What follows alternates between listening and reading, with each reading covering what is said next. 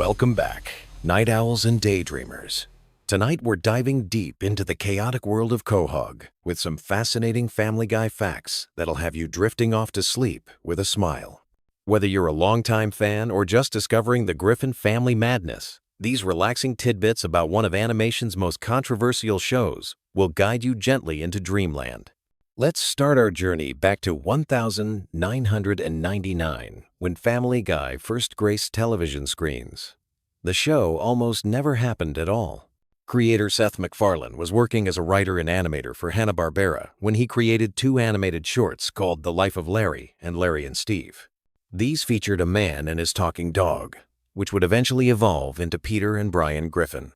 Fox executives were so impressed with MacFarlane's work that they gave him an unprecedented deal for someone so young, making him the youngest person ever to create a primetime series for the network at just 24 years old.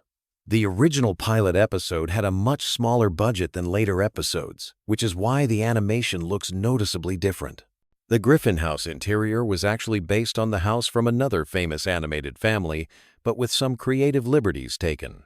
MacFarlane has mentioned that he wanted the show to feel lived in and realistic, despite all the absurd situations the family would find themselves in.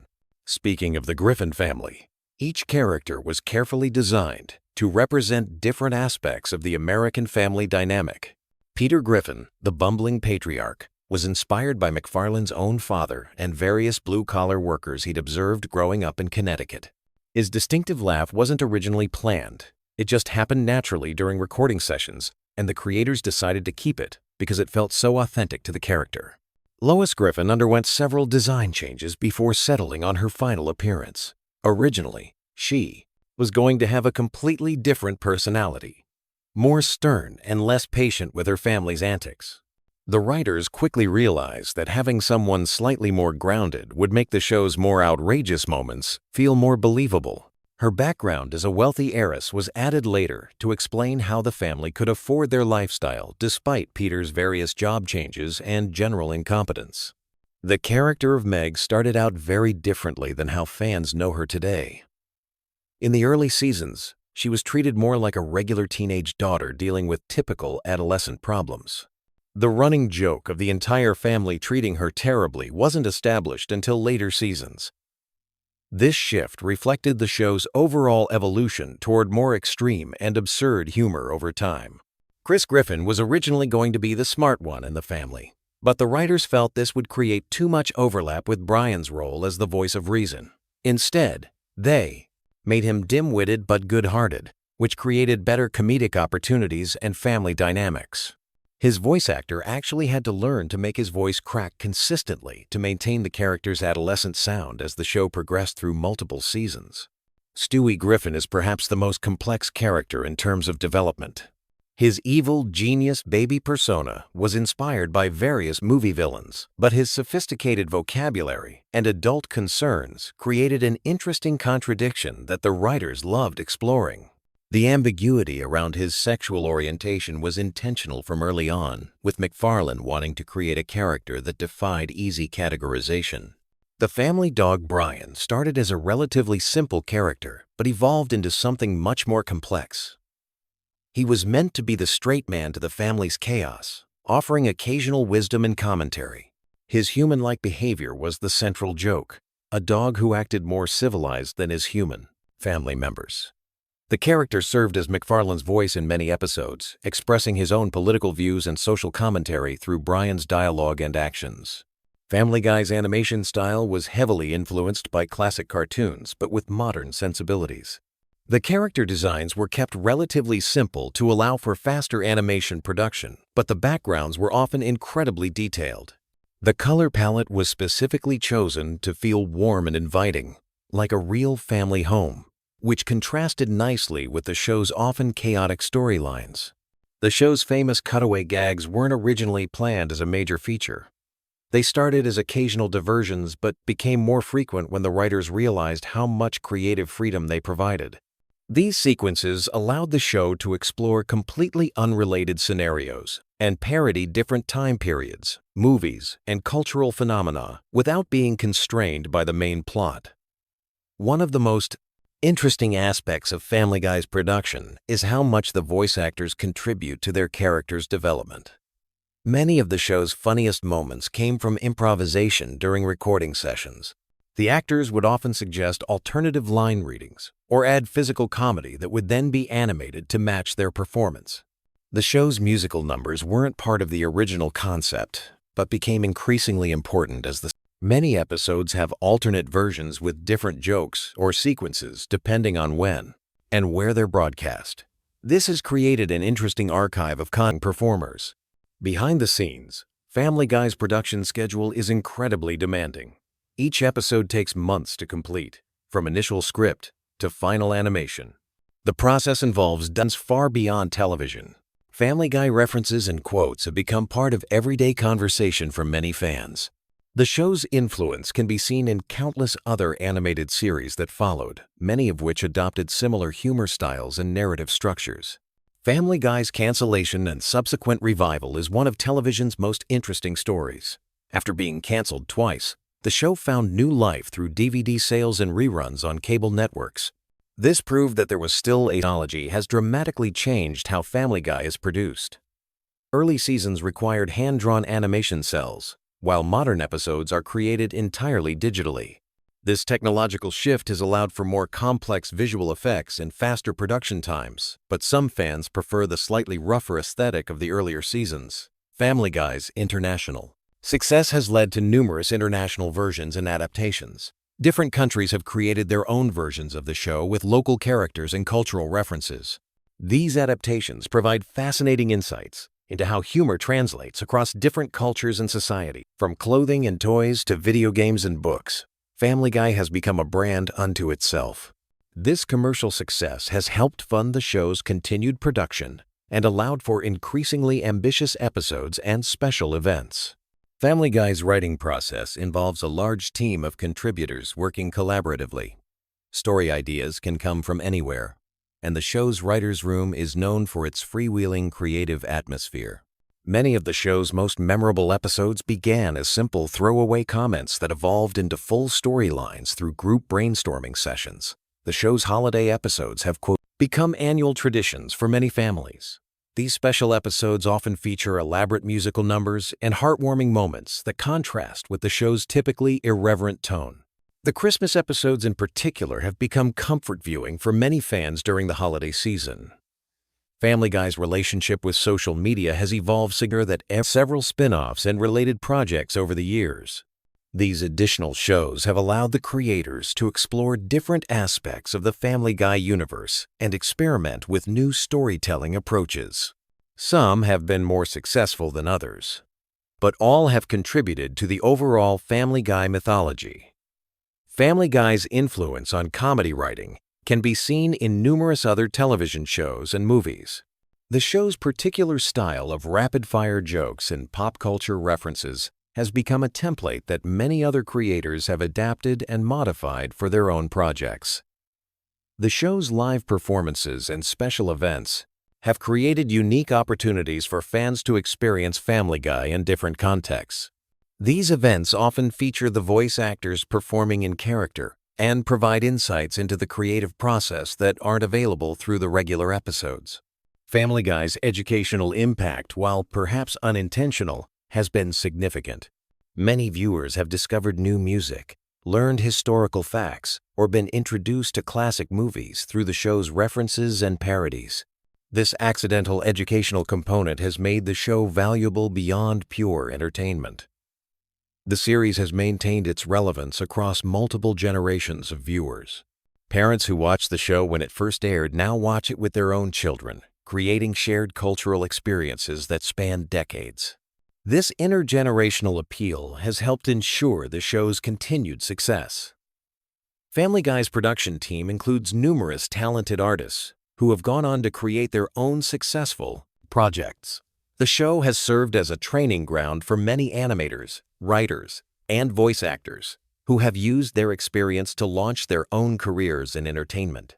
The show's approach to continuity is deliberately loose, allowing for creative freedom while occasionally referencing past events. This flexible approach to storytelling has enabled the writers to explore virtually any scenario without being constrained by previous episodes. Family Guy's relationship with its fan community is uniquely interactive. The show's creators regularly acknowledge fan theories and suggestions, sometimes incorporating them into actual episodes. This collaborative relationship between creators and audience has helped maintain the show's popularity over many years. As we drift towards sleep tonight, remember that Family Guy represents more than just animated comedy. It's a cultural phenomenon that has brought laughter to millions of viewers worldwide. The show's ability to evolve while maintaining its core identity demonstrates the power of creative persistence and the importance of connecting with audiences on multiple levels. Sweet dreams, and may your rest be filled with the gentle chaos of Quahog, where anything is possible and laughter is always just around the corner. The Griffin family will be there waiting when you wake up, ready with new adventures and timeless humor that continues to entertain after all these years. Did you know that Family Guy has been secretly building one of the most complex fictional universes on television for over 2 decades?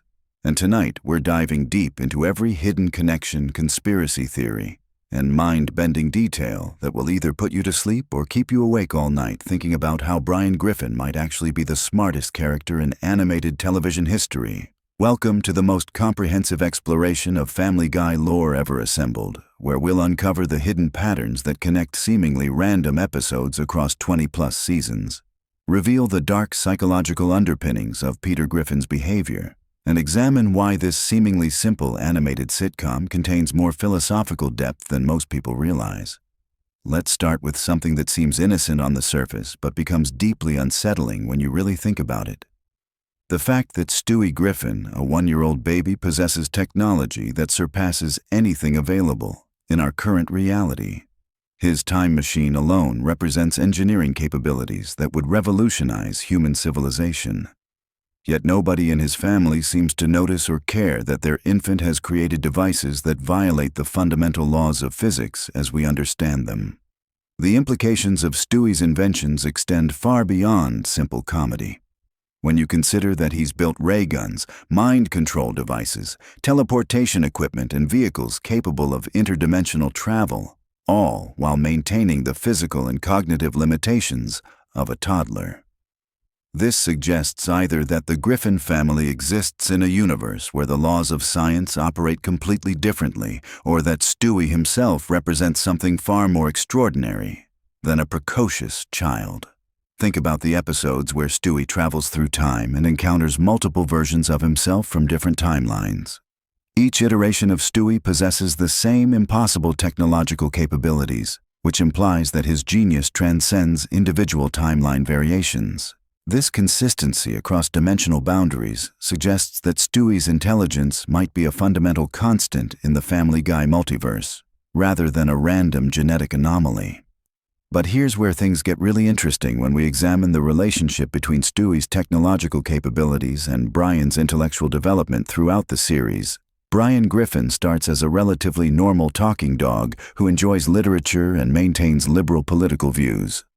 However, as the seasons progress, his personality becomes increasingly complex, cynical, and philosophically sophisticated, almost as if he's being influenced by prolonged exposure to Stewie's advanced technology and interdimensional adventures. The evolution of Brian's character raises questions about the nature of consciousness and intelligence in the Family Guy universe.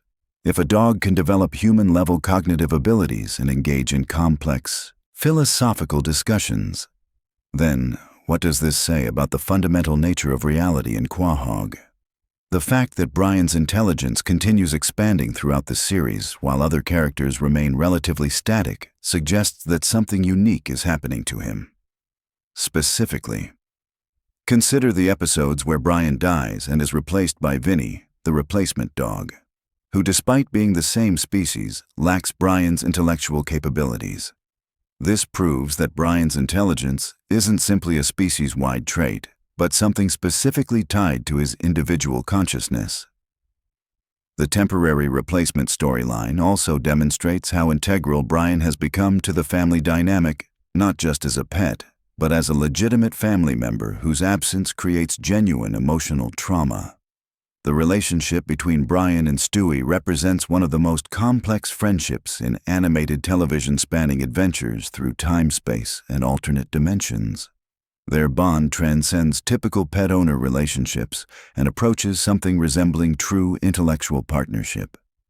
This dynamic becomes even more fascinating when you consider that their adventures often involve visiting timelines where their relationship takes different forms, sometimes as friends, sometimes as enemies, and occasionally as something approaching equals moving deeper into Family Guy lore.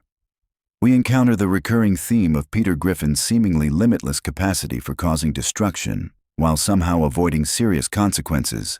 Peter has crashed vehicles through buildings, started international incidents, caused environmental disasters, and engaged in behavior that would realistically result in imprisonment or death. Yet he continues living his suburban lifestyle with minimal repercussions for his actions. This pattern suggests that Peter might exist within some kind of protective narrative bubble, where conventional rules of cause and effect don't apply in the same way they would for normal people. The consistency of his survival across increasingly dangerous situations implies either supernatural intervention or existence within a simulated reality where certain characters are programmed to be essentially indestructible. The Griffin family's relationship with death itself provides another layer of complexity to the series' lore. Multiple characters have died and been resurrected, Brian's temporary death being the most notable example, but there are numerous instances where characters should have died, but somehow survived catastrophic events. This casual relationship with mortality suggests that the Family Guy universe operates under different existential rules than our reality. Quahog itself emerges as a character in the series when you examine how the town responds to the Griffin family's constant chaos. Despite Peter's regular destruction of property and public safety, the community continues functioning normally as if nothing happened. This resilience suggests either that Quahog exists outside normal space-time, or that the town itself possesses some kind of regenerative properties that allow it to recover from damage. The recurring characters in Family Guy form an intricate web of relationships that span decades of episodes, each bringing their own psychological complexities to the narrative. Cleveland Brown's departure and return to the series creates interesting questions about character continuity and the nature of friendship in long-running animated series. His experiences in his own spin-off show technically exist within the same universe, but rarely get referenced in Family Guy proper, creating a kind of parallel narrative space.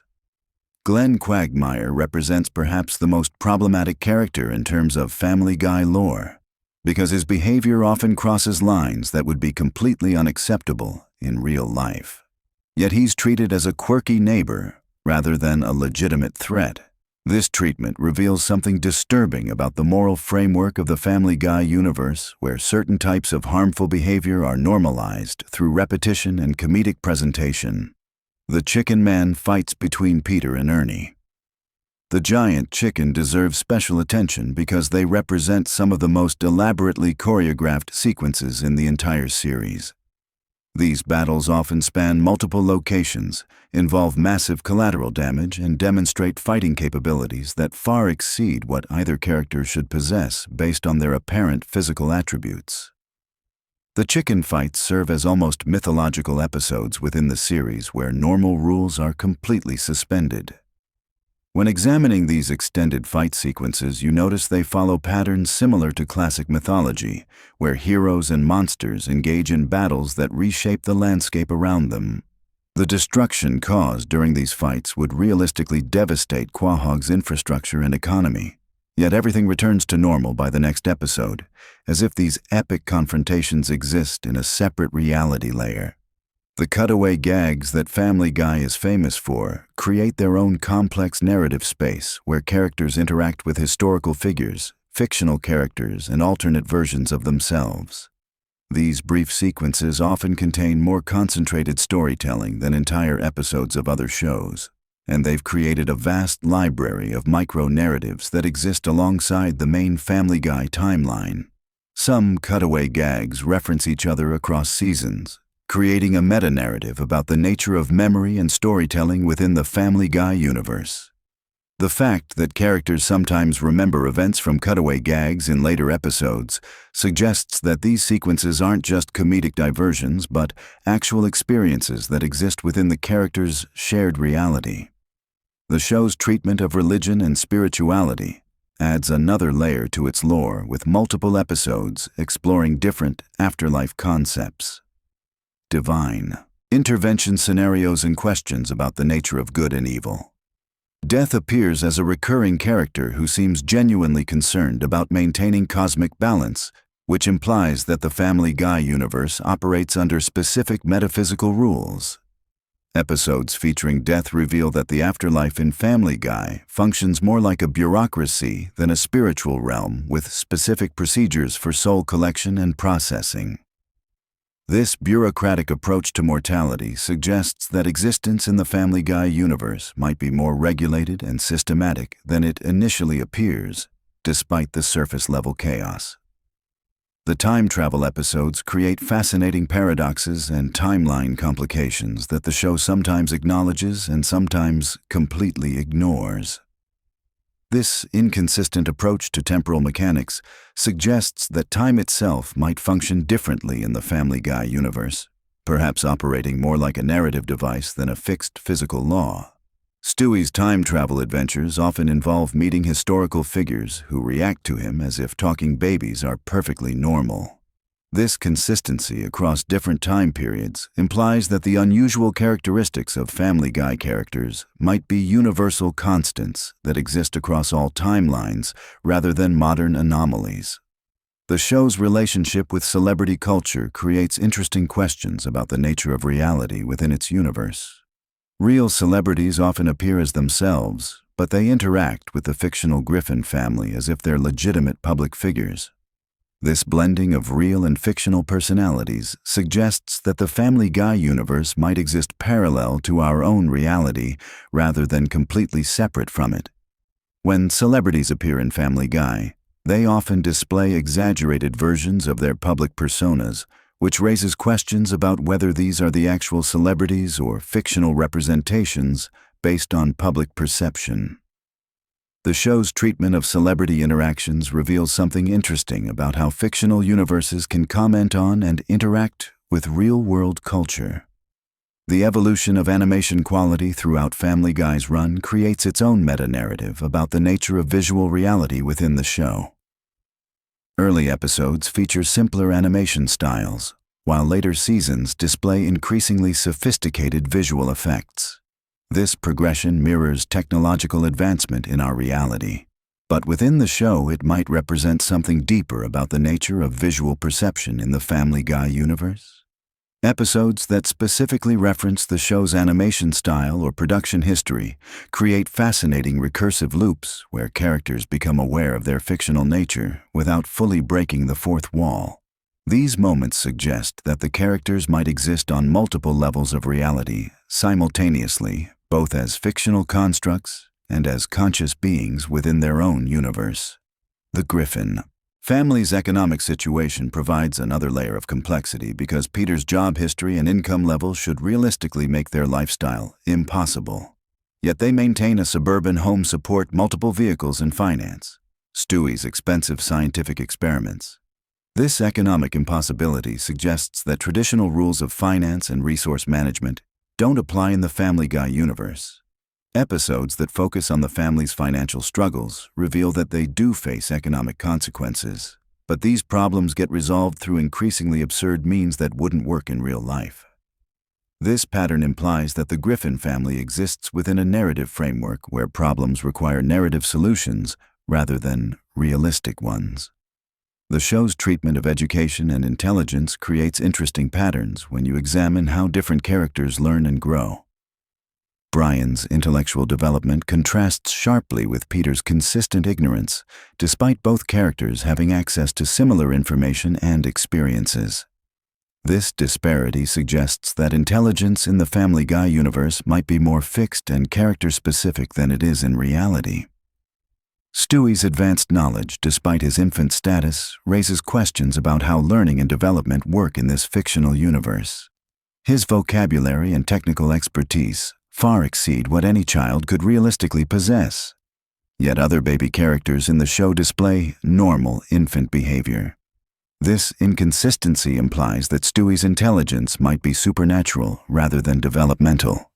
The recurring theme of alternate dimensions and parallel universes in Family Guy creates a complex multiverse structure where different versions of familiar characters exist with varying personality traits and life circumstances.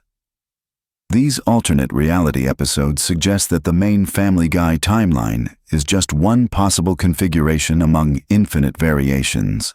When characters travel between dimensions, they often encounter versions of themselves that made different life choices or develop different personality traits. This concept implies that character identity in the Family Guy universe might be more fluid and circumstantial than it initially appears. The multiverse episodes also raise questions about free will and determinism within the show's cosmology. The show's approach to historical events creates fascinating anachronisms and alternative history scenarios that suggest the Family Guy universe might exist in a timeline that diverges from our own reality in subtle but important ways. Episodes set in historical periods often include modern elements that shouldn't exist, which implies either time travel influence or an alternate historical development. Family Guy's treatment of technology advancement shows interesting patterns where some innovations appear decades ahead of schedule, while others lag behind realistic development timelines.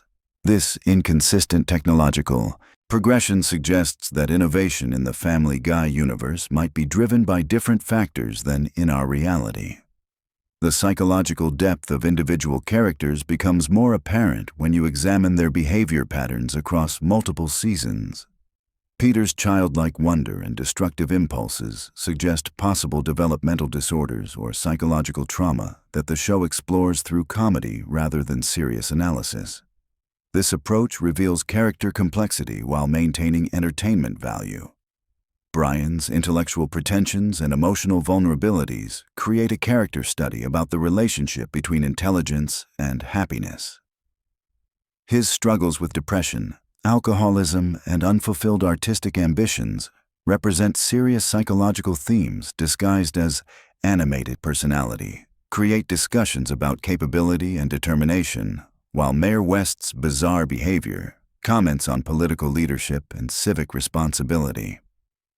As we reach the end of this exploration into Family Guy lore, it becomes clear that what appears to be a simple animated sitcom actually contains layers of philosophical complexity, psychological depth, and narrative sophistication that reward careful analysis.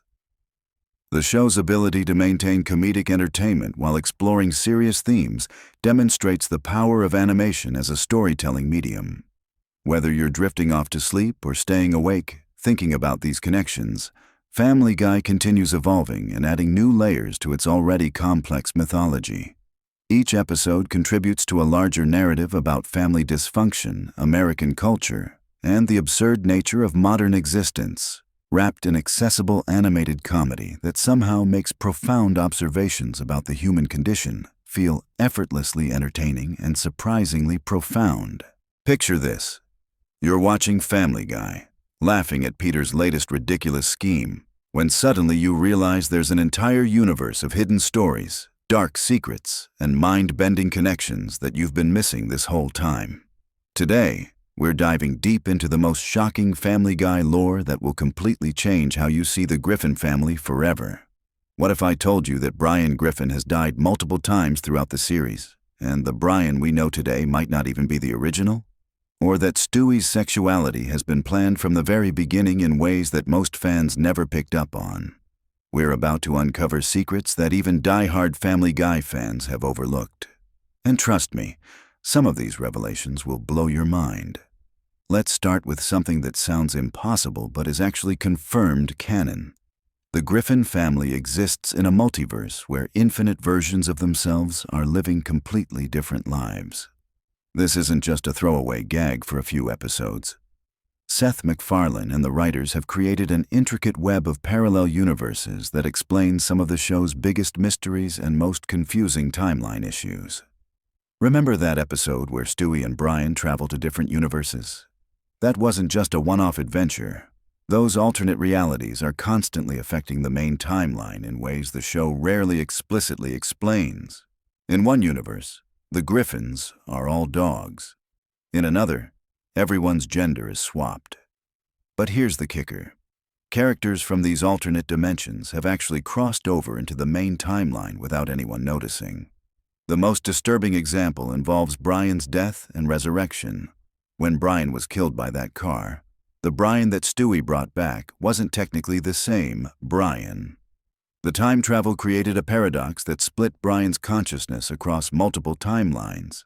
This explains why Brian's personality has shifted so dramatically over the years. He's literally not the same character anymore, and the show has been subtly hinting at this through his changing behavior patterns and contradictory character development. But Brian's multiversal confusion is nothing compared to what's really going on with Stewie Griffin. Most fans know that Stewie started as a one-dimensional evil baby stereotype, but the evolution of his character reveals something much more complex than simple character development. Stewie's intelligence isn't just advanced for a baby. It's literally supernatural, and there's evidence throughout the series that suggests he's not entirely human. Seth MacFarlane has dropped hints in interviews that Stewie's advanced intelligence comes from genetic experiments conducted by his real father. And no, we're not talking about Peter.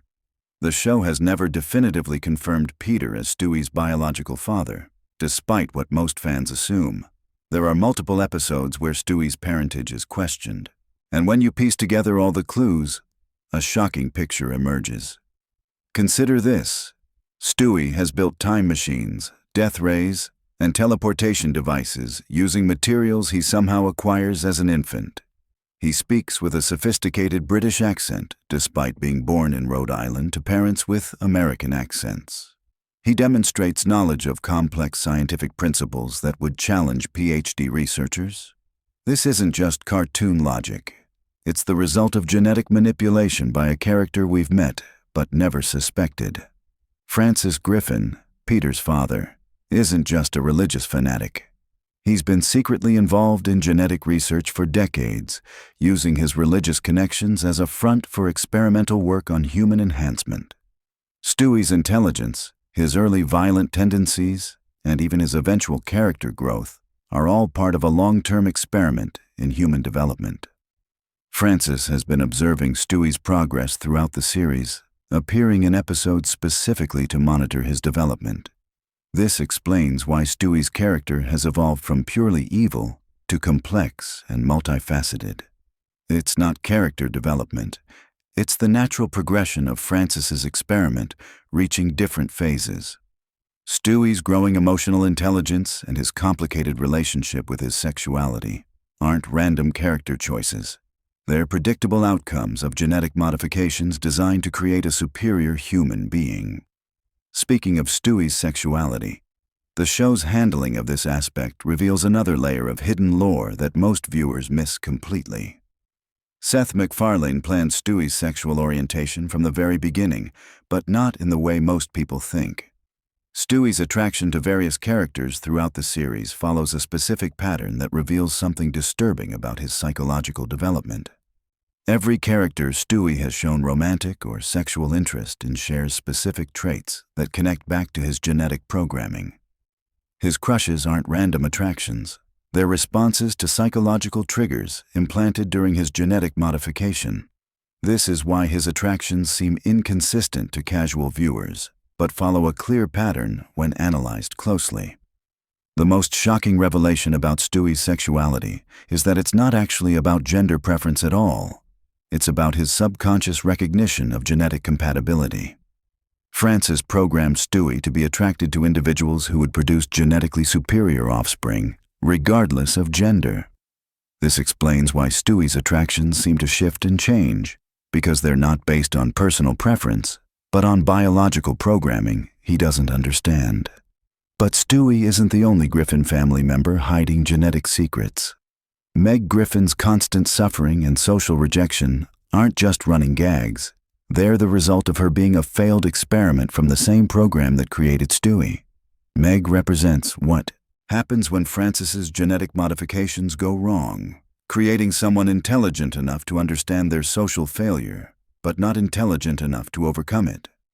This is why Meg occasionally displays flashes of brilliance or unexpected competence that disappear as quickly as they appear.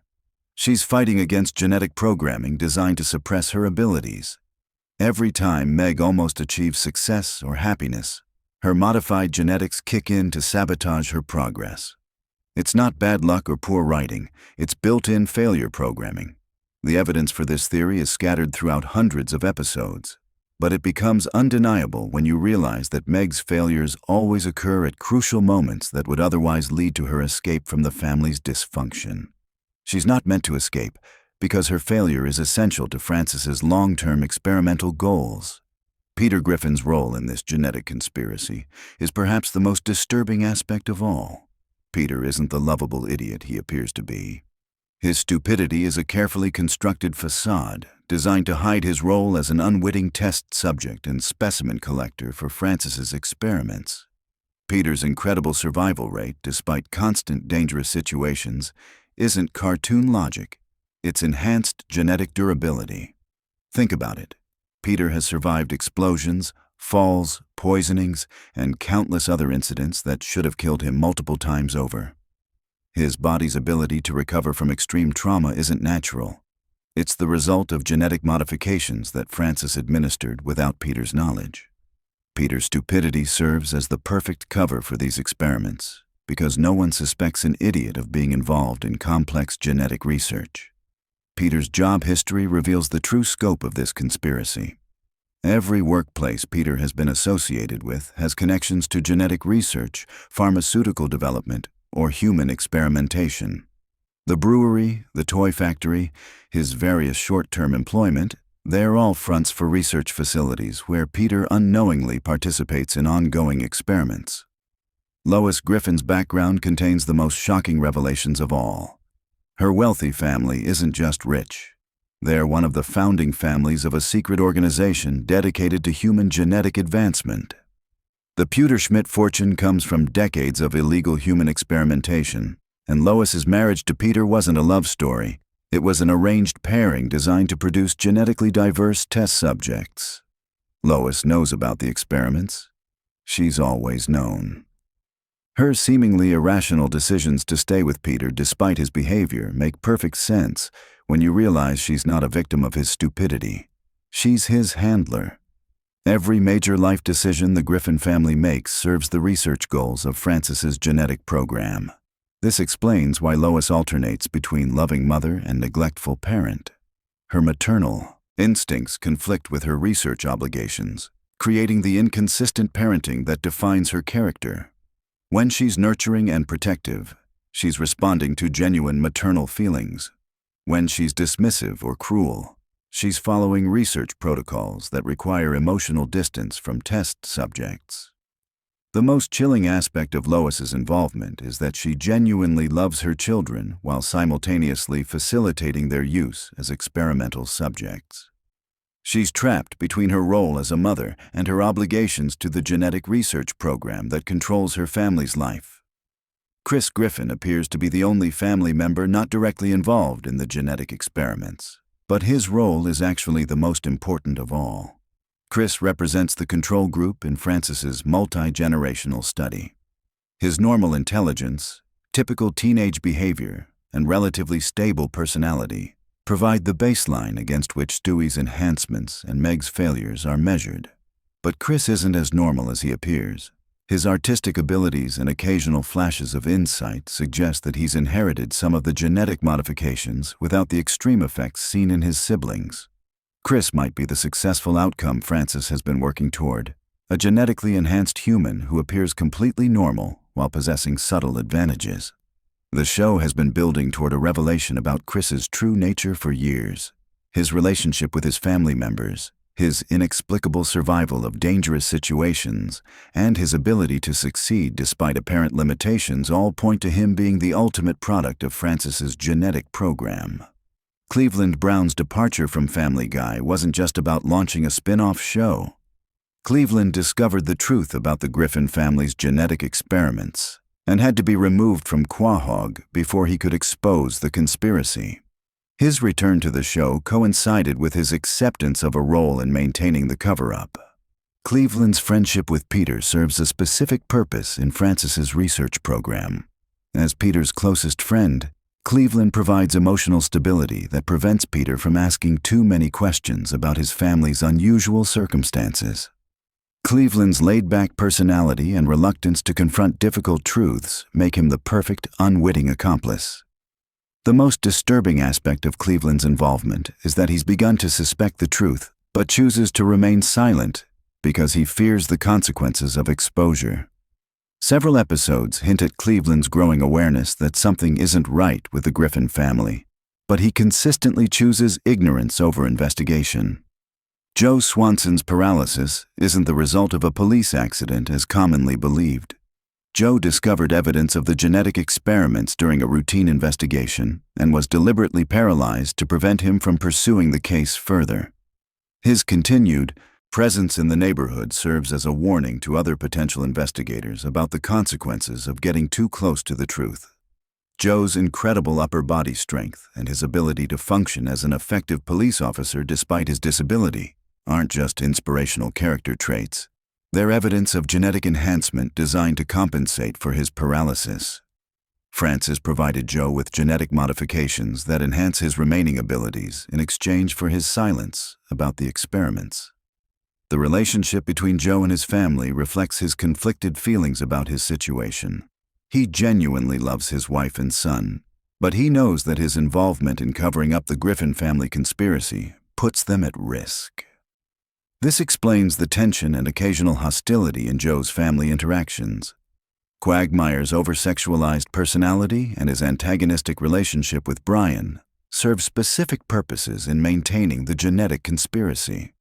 Quagmire's promiscuity provides Francis with a steady stream of genetic material from diverse sources, expanding the database available for future experiments. His hatred of Brian stems from his subconscious recognition that Brian represents a threat to the stability of the experimental environment. Quagmire's pilot career allows him to transport research materials and subjects without detection. His frequent travel provides the perfect cover for moving genetic samples, experimental equipment, and even human subjects between research facilities.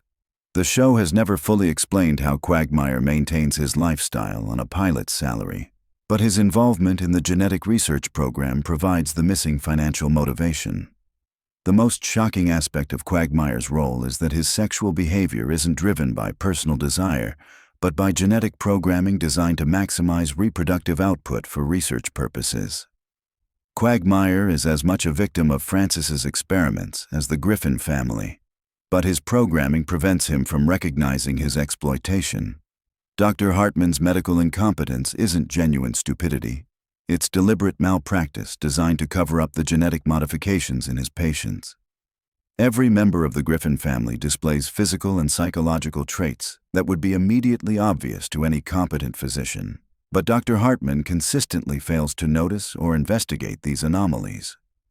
Dr. Hartman's medical practice serves as the primary interface between Francis's research program and the subjects. Routine medical appointments provide opportunities to monitor the effects of genetic modifications, administer new treatments, and collect biological samples without arousing suspicion. The families trust Dr. Hartman with their health, never suspecting that he's actively working against their best interests. The most disturbing aspect of Dr. Hartman's involvement is that he genuinely believes he's helping his patients while simultaneously facilitating their exploitation. Francis has convinced Dr. Hartman that the genetic modifications are beneficial medical treatments, not experimental procedures. Dr. Hartman's incompetence isn't an act. It's programmed blindness to the ethical implications of his actions. The town of Quahog itself has been specifically chosen and modified to support Francis's genetic research program.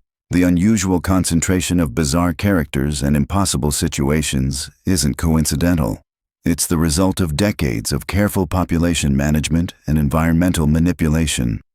Every major location in Quahog serves a purpose in the research program. The Drunken Clam provides a controlled social environment for observing subject behavior.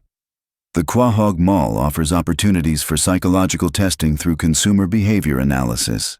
Even the local news station serves as the information control mechanism to prevent subjects from learning about their situation. The most shocking revelation about Quahog is that many of its residents aren't permanent inhabitants, but rotating research subjects brought in for specific experiments. The town's population includes people from around the world who believe they're participating in legitimate research studies, while actually serving as unknowing test subjects for genetic modification programs. Mayor West's apparent insanity isn't a character quirk. It's the result of early genetic modification experiments that damaged his brain. Francis keeps Mayor West in power because his unpredictable behavior provides perfect cover for the unusual events that result from ongoing research activities. No one questions strange occurrences in a town run by an insane mayor. The supernatural and science fiction elements that occasionally appear in Family Guy aren't random cartoon logic. They're leaked information about the true scope of Francis's research program.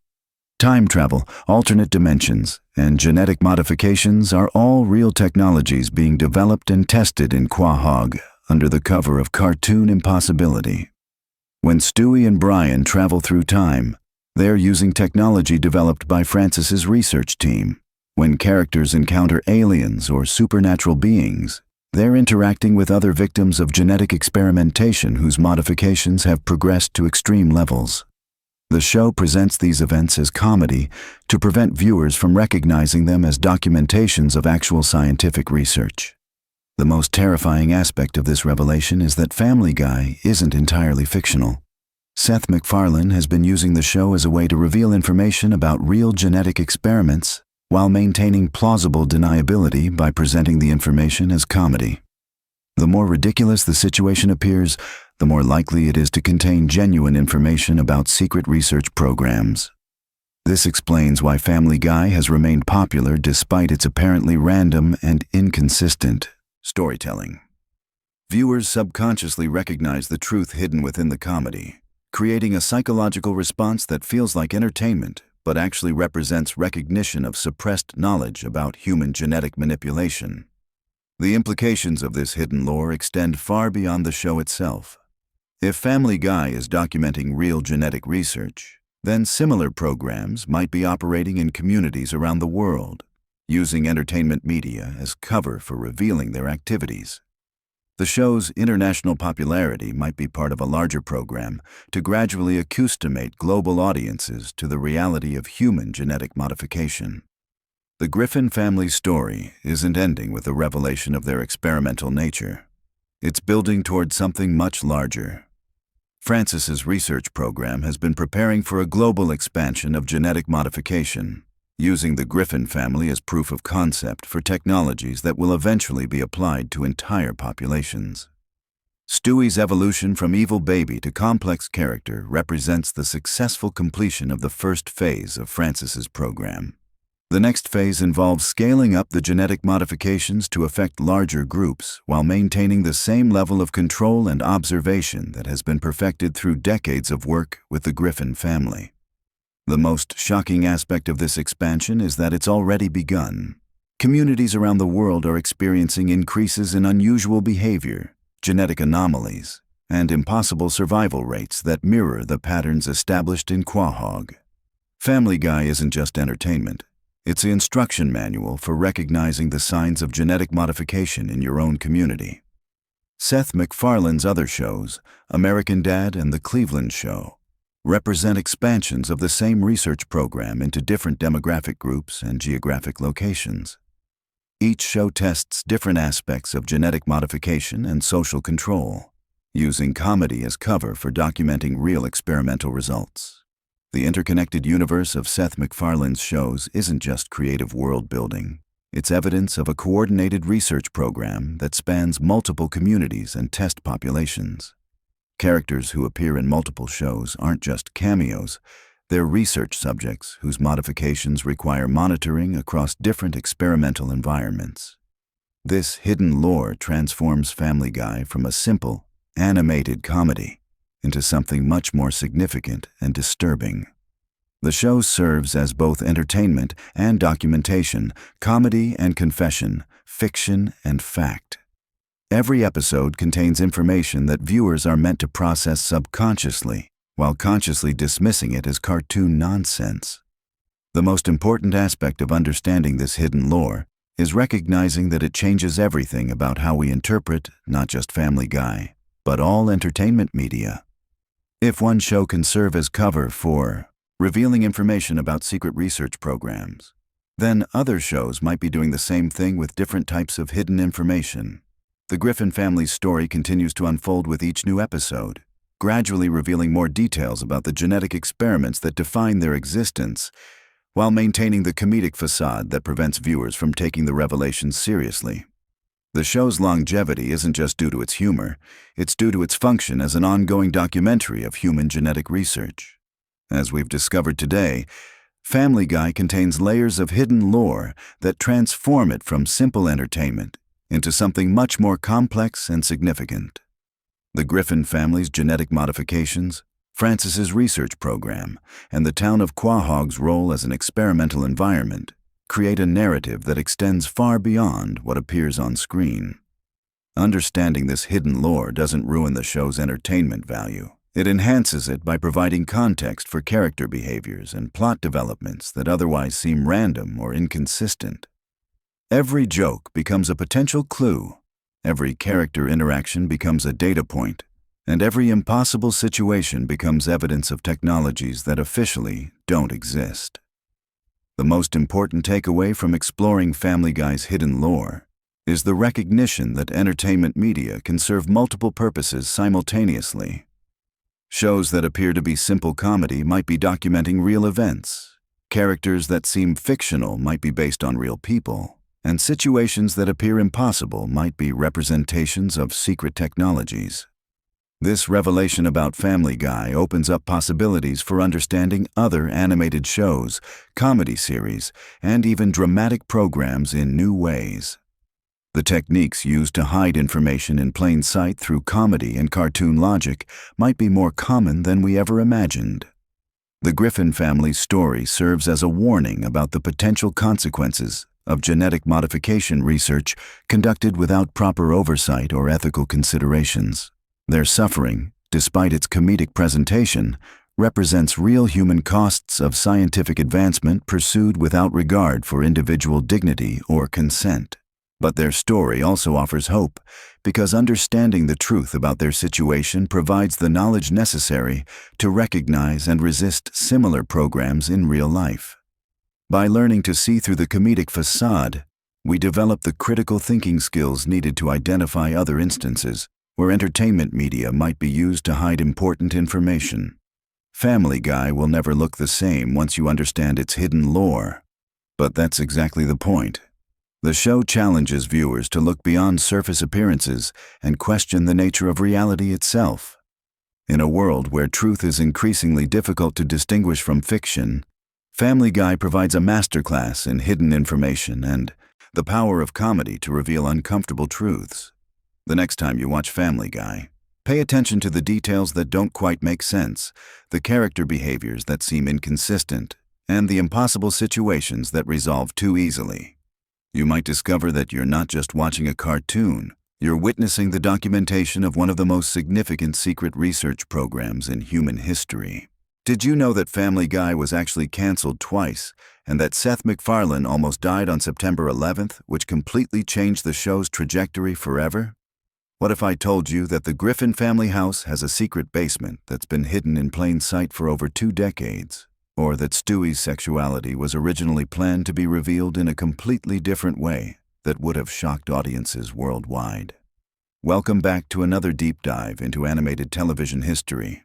I'm your host, and today we're exploring the most mind-blowing Family Guy lore that even die-hard fans probably don't know about. From behind-the-scenes secrets that nearly destroyed the show to hidden Easter eggs that connect to other animated universes, this is going to be one wild ride through Quahog and beyond. But before we jump into this rabbit hole of shocking revelations, make sure you hit that subscribe button because we're about to uncover some seriously explosive content that YouTube's algorithm doesn't want you to see. Trust me, by the end of this video, you'll never watch Family Guy the same way again. Let's start with something that will absolutely blow your mind. Seth MacFarlane was originally supposed to be on American Airlines Flight 11 on September 11th, 2001. Yes, you heard that right.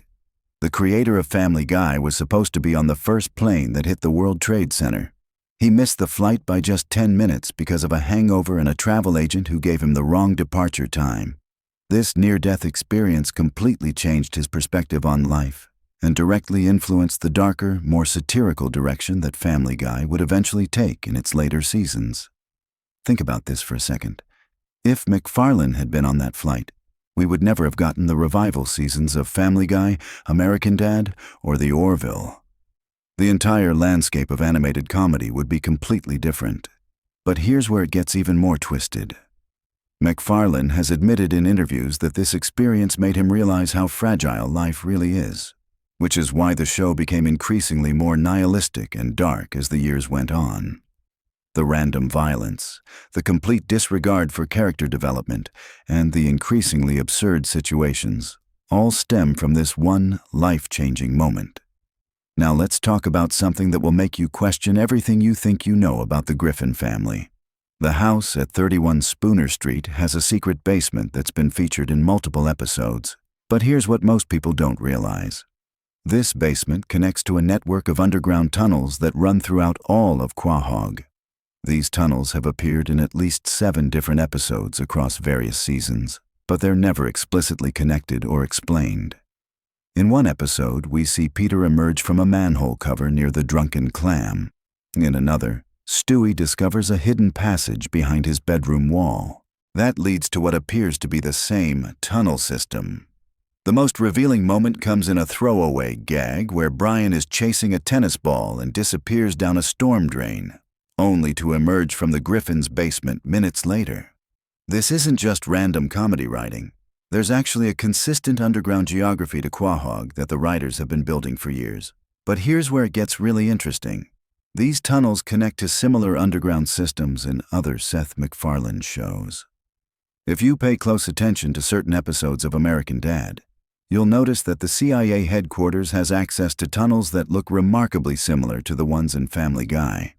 There's even a brief scene in the Cleveland show where Cleveland falls through his floorboards and lands in what appears to be the same tunnel system before the scene cuts away. This suggests that all of MacFarlane's animated universes might actually be connected through this underground network. It's like a multiverse theory, but instead of parallel dimensions, it's all happening in the same world with hidden connections that most viewers never notice. Speaking of hidden connections, let's talk about Stewie Griffin and the most controversial aspect of his character development. Everyone knows that Stewie's sexuality has been a topic of debate for years, with MacFarlane giving contradictory statements about whether the character is gay, straight, or something else entirely. But here's what most people don't know. There was originally a planned storyline that would have definitively answered this question, and it was going to be revealed in the most shocking way possible. According to leaked production documents from 2008, there was a planned 2-part episode called Stewie's Choice that would have featured an adult version of Stewie traveling back in time to have a conversation with his infant self about his future identity. The adult Stewie was going to reveal that he's actually pansexual, and that his early obsession with matricide was actually a misdirected expression of his confusion about his own identity and place in the world. The episode was going to explore how Stewie's advanced intelligence and emotional maturity as an infant made him aware of concepts and feelings that he couldn't properly process or understand. His violent fantasies about Lois were supposed to represent his frustration with being trapped in a body and family situation that couldn't accommodate his true nature. It would have been groundbreaking television, addressing themes of identity, sexuality, and family dynamics in a way that animated comedy had never attempted before. But the episode was scrapped at the last minute because Fox executives were concerned about the potential backlash from conservative viewers and advertisers. Instead, we got the ambiguous approach that the show has maintained ever since, with Stewie's sexuality remaining deliberately unclear. MacFarlane has expressed regret about this decision in later interviews, saying that he wishes he had fought harder to tell that story. This brings us to one of the most shocking pieces of Family Guy lore that involves the show's cancellation and revival. Most fans know that Family Guy was canceled after 3 seasons and then brought back due to strong DVD sales and Adult Swim reruns. But what most people don't know is that during the cancellation period, there was a secret season that was produced but never aired. This lost season, sometimes referred to as Season 0 by animators who worked on it, consisted of 13 episodes that were completed between 2003 and 2004. These episodes were darker, more experimental, and pushed boundaries that even the current version of Family Guy wouldn't dare cross. One episode featured Peter accidentally killing a neighbor and the entire family having to cover it up. Another showed Brian dealing with severe depression and contemplating suicide after a failed relationship. The most controversial episode in this lost season was titled The Real Quahog, and it was essentially a behind-the-scenes look at what the Griffin family's life would be like if they were real people instead of cartoon characters. It showed them dealing with real consequences for their actions, real trauma from their experiences, and real psychological damage from the constant chaos in their lives. Peter was portrayed as an alcoholic with severe brain damage from his countless accidents. Lois was shown struggling with depression and prescription drug abuse. Chris was in therapy for the emotional abuse he'd suffered, and Meg was revealed to be self-harming as a way to cope with her family's treatment of her. This episode was deemed too dark and realistic for television, even by Adult Swim standards. The entire lost season was shelved, and when Family Guy was revived in 2005, the show went in a completely different direction, embracing the absurdist comedy that defines the modern era of the show. But here's the really crazy part. Some of the storylines and jokes from these lost episodes have been recycled and incorporated into later seasons, but in much more sanitized and comedic ways. If you know what to look for, you can actually spot elements from the lost seasons scattered throughout episodes from seasons 4 through 10. Let's shift gears and talk about something that will completely change how you view the show's animation and production. Family Guy uses a technique called limited animation, which is common in television cartoons, but they've hidden several advanced animation techniques throughout the series that most viewers never notice. There are at least 12 episodes that feature what animation experts call rotoscoping, where live-action footage is traced over to create more realistic movement. This technique was used primarily in fight scenes and dance sequences, but it was also used in some of the show's most emotional moments to create more nuanced facial expressions and body language. The most impressive example of this is in the episode where Brian and Stewie are trapped in a bank vault. The entire conversation between the two characters was actually performed by live actors first, with Seth MacFarlane and another voice actor acting out the scene in a recording studio. This footage was then rotoscoped to create the animation, which is why that episode feels so much more intimate and realistic than typical Family Guy episodes. This technique has been used sparingly throughout the series, always in moments where the writers wanted to create genuine emotional connection with the audience. It's one of the reasons why certain episodes feel so much more impactful than others, even though most viewers can't pinpoint exactly why. Now let's dive into something that connects Family Guy to real-world events in ways that are both fascinating and slightly disturbing. The show has accidentally predicted or coincidentally referenced several major news events before they actually happened. This isn't just about the Boston Marathon bombing episode that was pulled from circulation. There are dozens of smaller predictions and coincidences that suggest either incredible luck or some kind of insider knowledge. In a 2001 episode, there's a throwaway joke about airport security being ineffective that aired just 2 months before September 11th. A 2003 episode featured a gag about a pandemic shutting down the world that's eerily similar to what happened with COVID-19 17 years later. There's even an episode from 2007 that jokes about social media destroying democracy, which feels remarkably prescient given everything that's happened with Facebook and Twitter in recent years.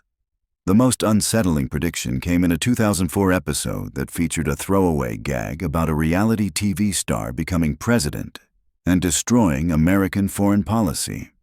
This was 5 years before Donald Trump even appeared on The Apprentice. And 13 years before, he actually became president. These coincidences have led to conspiracy theories about the show's writers having inside information or being part of some larger cultural manipulation scheme. While that's obviously nonsense, it does highlight how satirical comedy often accidentally stumbles onto truth by exaggerating current trends to their logical extremes. Here's something that will blow your mind about the show's voice acting. Seth MacFarlane doesn't just voice multiple main characters. He actually performs entire conversations with himself, acting out complex emotional scenes between different characters in real time. This requires an incredible level of vocal and emotional control that most people don't appreciate.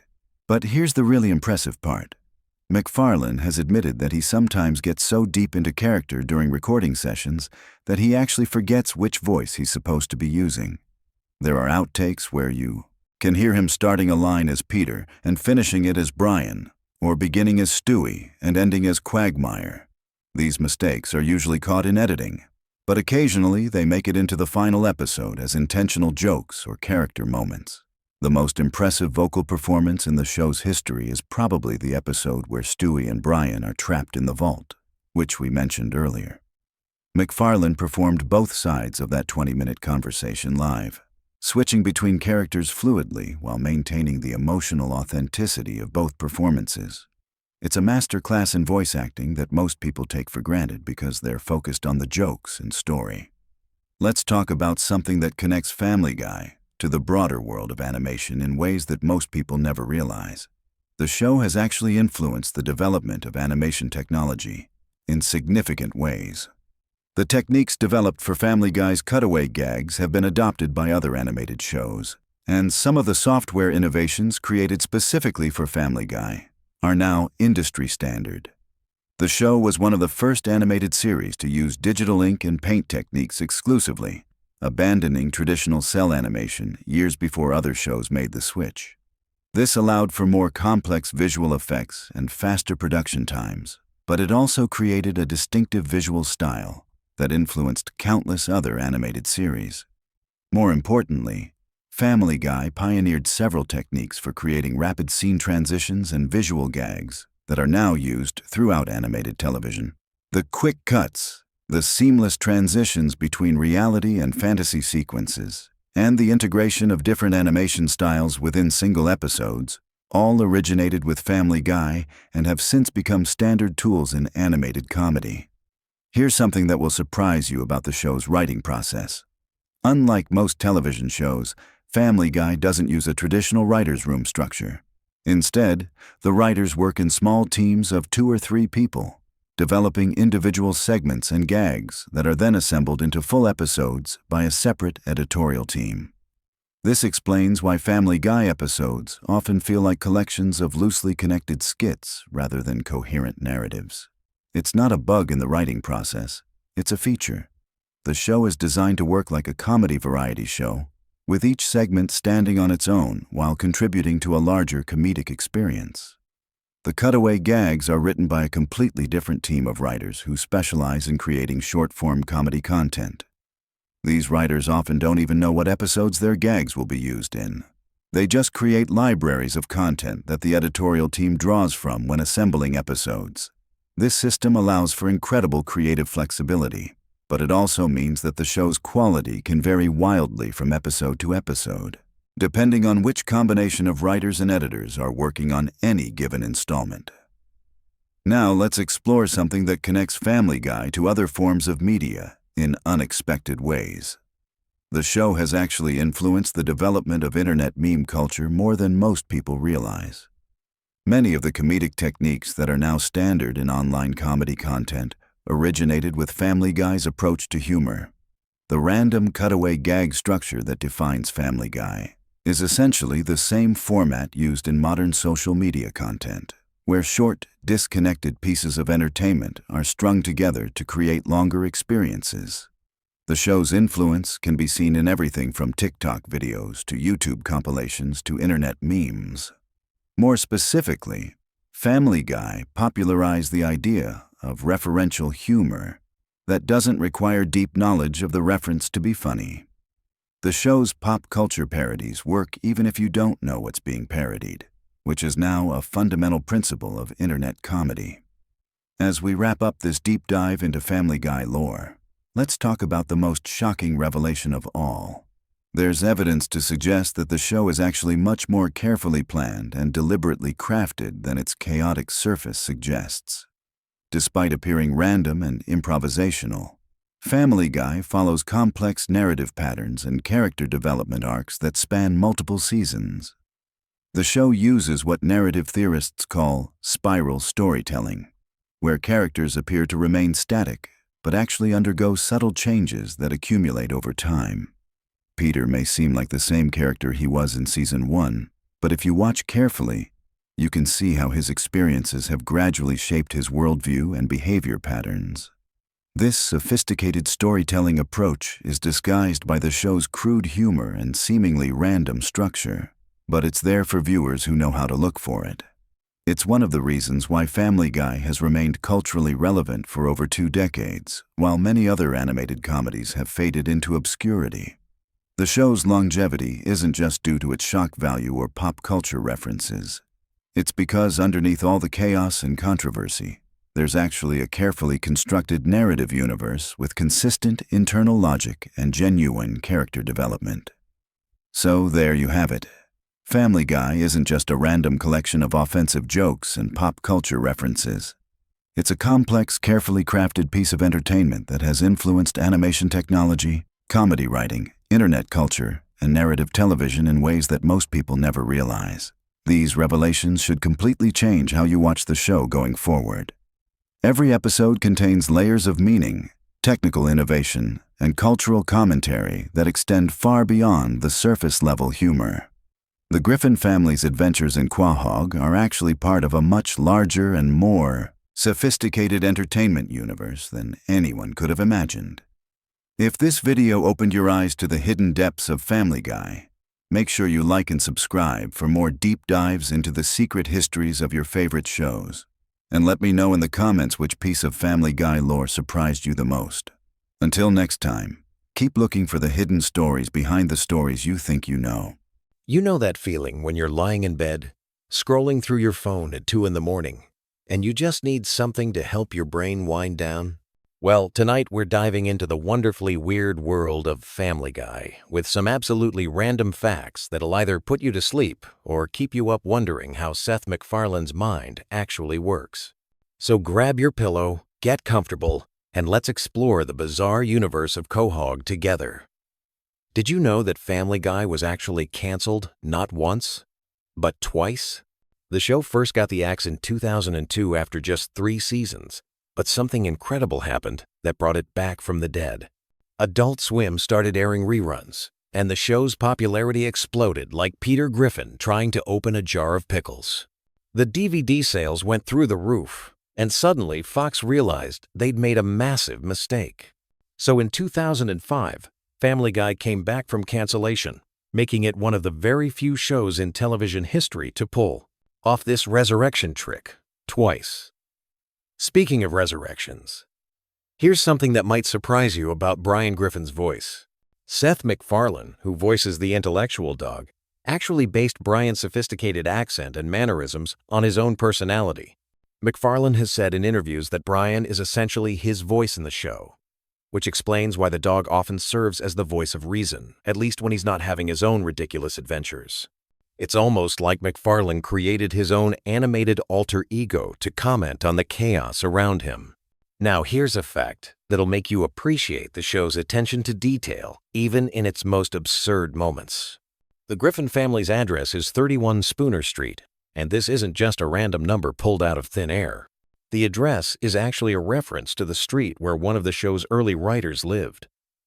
But what's even more interesting is that if you look carefully at episodes throughout the series, you'll notice that the layout of the Griffin house has changed multiple times.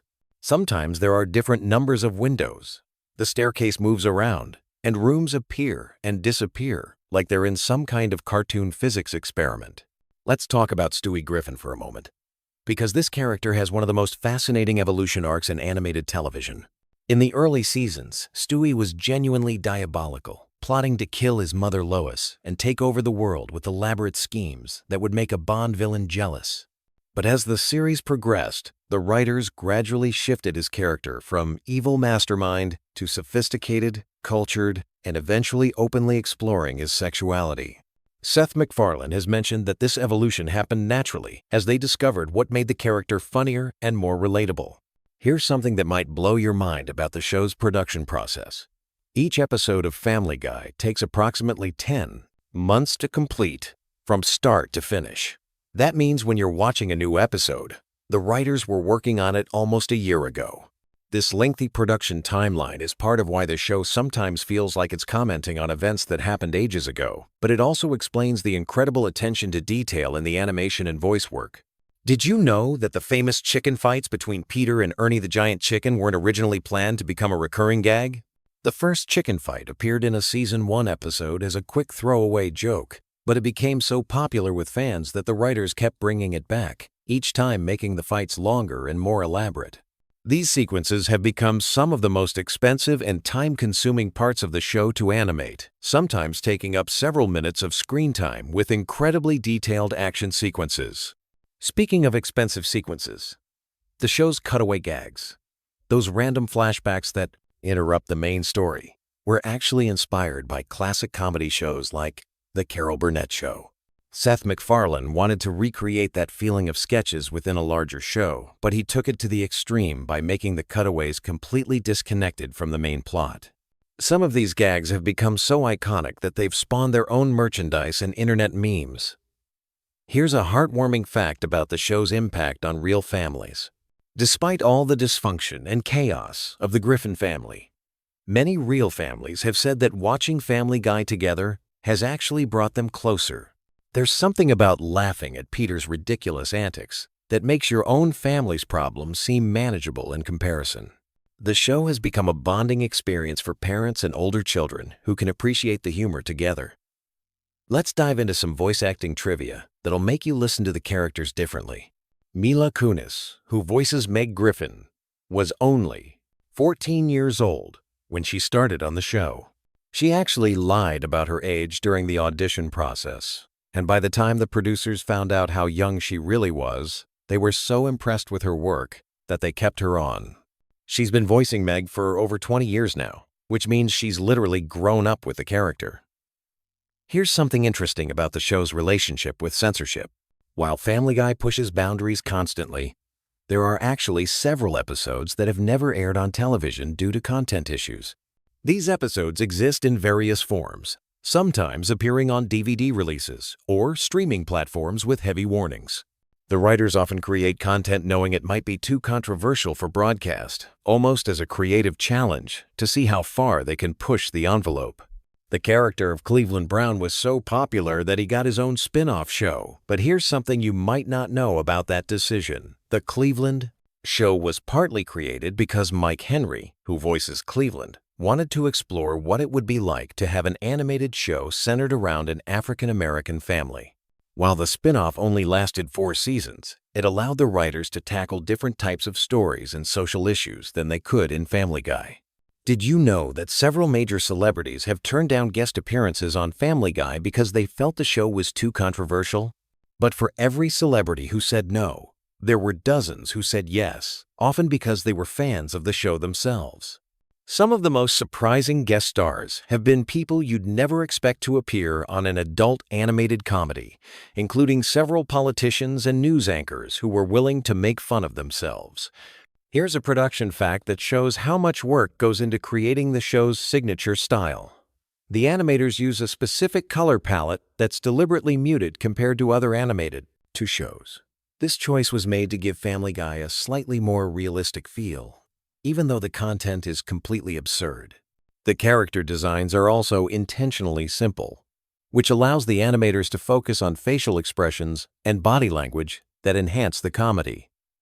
Let's talk about the show's impact on internet culture.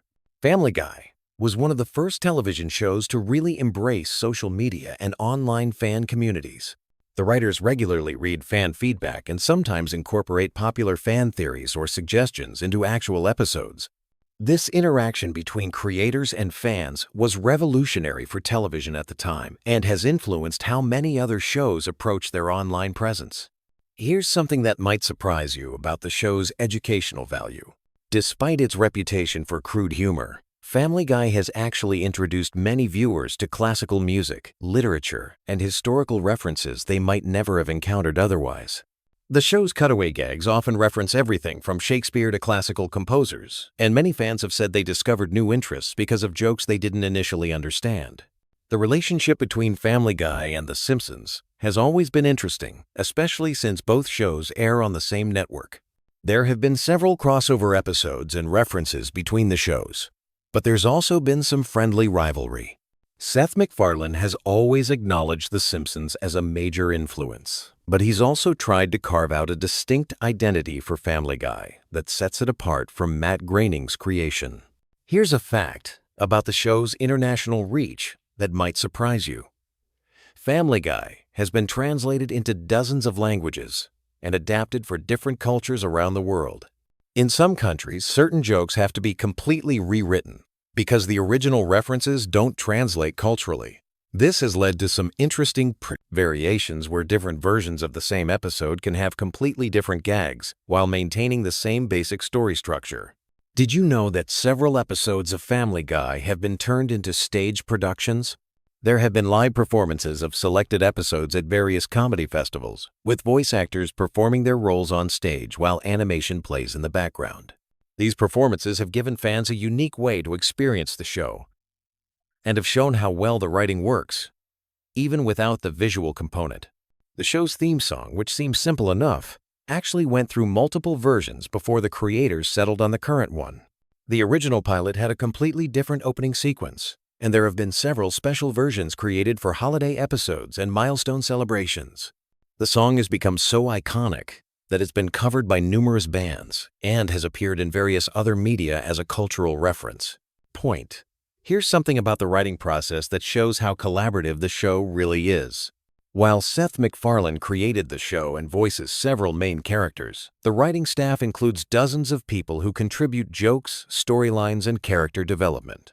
Some of the funniest gags in the show come from writers who might never be credited on screen, but whose contributions are essential to the show's success. Let's talk about how Family Guy handles continuity, or rather, how it completely ignores it when convenient. Characters die and come back to life. Relationships change from episode to episode, and major life events are forgotten or contradicted regularly. This approach to storytelling was initially criticized by some viewers who expected more consistency, but it's actually become one of the show's defining characteristics, allowing for maximum creative freedom. The merchandising empire built around Family Guy is absolutely massive, including everything from action figures to clothing to home decor items featuring the characters. But here's something interesting. Some of the most popular merchandise features quotes and images from the most controversial episodes, suggesting that fans embrace the show's boundary-pushing content rather than shy away from it. Finally, here's a fact that brings us full circle to why Family Guy works so well as late-night viewing. The show's creators have always understood that comedy is often about timing and rhythm, and they've structured episodes to have natural peaks and valleys of energy. This makes it perfect for falling asleep to, because your brain can follow the familiar patterns even as you drift off, and the comfort of recognizing character voices and running gags creates a soothing background that helps many people relax. As you settle in for sleep tonight, remember that somewhere in the world, there are animators working on new Family Guy episodes that won't air for almost a year, writers brainstorming increasingly ridiculous scenarios for Peter to stumble into, and voice actors bringing these beloved characters to life. The world of Quahog continues to evolve and surprise us, proving that even after more than 20 years, there are still new stories to tell and new ways to make us laugh at the beautiful absurdity of it all. Sweet dreams, and may your subconscious be filled with talking dogs, evil babies, and the gentle chaos of the Griffin family household. Have you ever wondered why Family Guy episodes feel like fever dreams that somehow make perfect sense at 3 in the morning? Tonight, we're diving into the most bizarre, unexpected, and downright weird facts about this animated chaos machine that's been keeping us entertained and slightly disturbed for over 2 decades. From secret celebrity cameos you never noticed to production secrets that will change how you watch every episode, these facts are perfect for those late-night rabbit holes when your brain needs something wonderfully random to chew on. Picture this. It's 1999, and a young Seth MacFarlane is sitting in a cramped animation studio, probably surviving on nothing but coffee and pure creative madness, sketching out what would become one of television's most unpredictable shows. But here's something that might surprise you. Family Guy was actually rejected by multiple networks before Fox finally took a chance on it. The original pilot was so different from what we know today that Peter Griffin didn't even have his signature chin dimple. That's right, the most recognizable feature of television's most chaotic dad was an afterthought added later in development. Speaking of Peter Griffin's design, here's a fact that will blow your mind every time you see him on screen. Seth MacFarlane has admitted that Peter's appearance was directly inspired by a security guard he encountered at his college. This unnamed hero of late-night campus safety became the visual foundation for a character who would go on to terrorize animated television for decades. Imagine being that security guard and randomly discovering years later that you're the face of one of America's most beloved cartoon disasters. But the real magic happens when you start digging into the voice acting secrets. Seth MacFarlane doesn't just voice the main characters, he performs Stewie, Brian, Peter, and several recurring characters, often having entire conversations with himself during recording sessions. The studio engineers have described these solo recording sessions as watching someone have the world's most entertaining mental breakdown. MacFarlane literally argues with himself, switches between character voices mid-sentence, and somehow maintains the distinct personality of each character flawlessly. Here's where things get really interesting from a production standpoint. The show's writers have a tradition called the random joke jar, where they collect the most absurd, context-free gags throughout the season. When they're stuck on an episode or need to fill time, they literally reach into this jar and randomly select bizarre scenarios to animate. This explains why you'll be watching a normal family dinner scene that suddenly cuts to a 3-minute sequence about a time-traveling sandwich. It's not lazy writing. It's intentionally chaotic creativity with a system behind the madness. The cutaway gags that make Family Guy so distinctive weren't originally planned to be such a huge part of the show. In early episodes, they used these random flashbacks sparingly. But when they noticed these moments got the biggest laughs and the most social media attention, they leaned into the format completely. Now, these seemingly random interruptions are carefully crafted to hit specific comedic beats and often take longer to animate than the main storyline of entire episodes.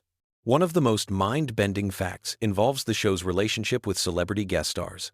Many A-list celebrities have appeared on Family Guy without most viewers ever realizing it because their characters are so obscure or brief. Drew Barrymore once voiced a background character who had exactly 3 words of dialogue spread across 2 episodes. The producers love casting major stars in tiny roles as inside jokes for the industry, creating this weird Hollywood treasure hunt for eagle-eyed fans. The character of Stewie Griffin underwent one of television's most subtle character evolutions. In early seasons, Stewie was genuinely intended to be an evil genius baby-plotting world domination. But as the show progressed, the writers began exploring his character's vulnerability and intelligence in different ways. The transition was so gradual that most viewers didn't consciously notice when Stewie evolved from potential supervillain to the show's emotional center and Brian's best friend. This character development happened organically through hundreds of small writing decisions across multiple seasons. Here's something that will change how you watch every Brian and Stewie episode. Their relationship was originally supposed to remain antagonistic throughout the series. The writers planned for Brian to be constantly annoyed by Stewie's schemes and intellectual pretensions. However, the voice acting chemistry between Seth MacFarlane's 2 characters was so natural and compelling that the writers began crafting episodes specifically around their friendship. Some of the show's most acclaimed episodes, including the time travel and multiverse adventures, exist purely because the Brian-Stewie dynamic became too interesting to ignore. The animation process for Family Guy involves secrets that most fans never consider. Each episode requires approximately 4 months from initial script to final animation. But here's the weird part. They often animate scenes completely out of order, based on character availability and studio scheduling. This means the emotional arc of an episode might be animated backwards, with the climactic scenes completed weeks before the setup scenes.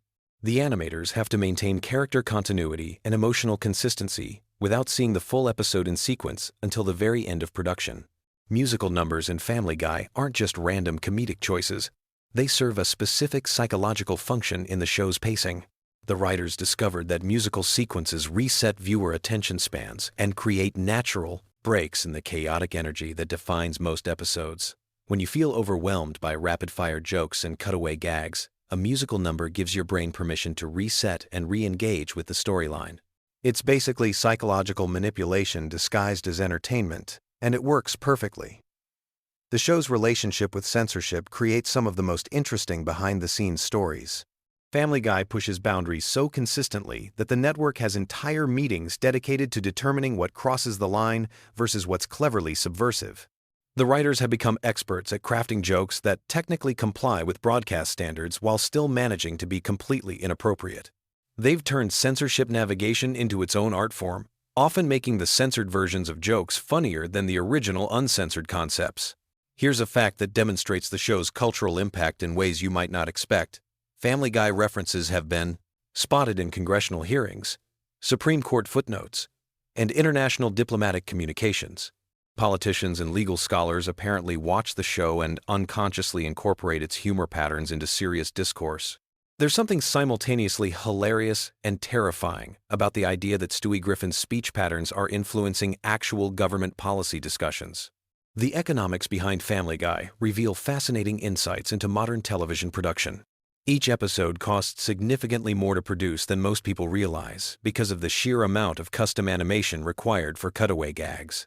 A single random flashback sequence might require creating entirely new character designs, backgrounds, and animation styles that will never be used again. The show essentially produces mini-movies within every episode, making it one of the most expensive animated series on television, despite its seemingly simple art style. Voice recording sessions for Family Guy episodes are legendary among industry professionals for their complete unpredictability. Seth MacFarlane often improvises entire scenes in character, creating alternate versions of jokes that the writers never conceived.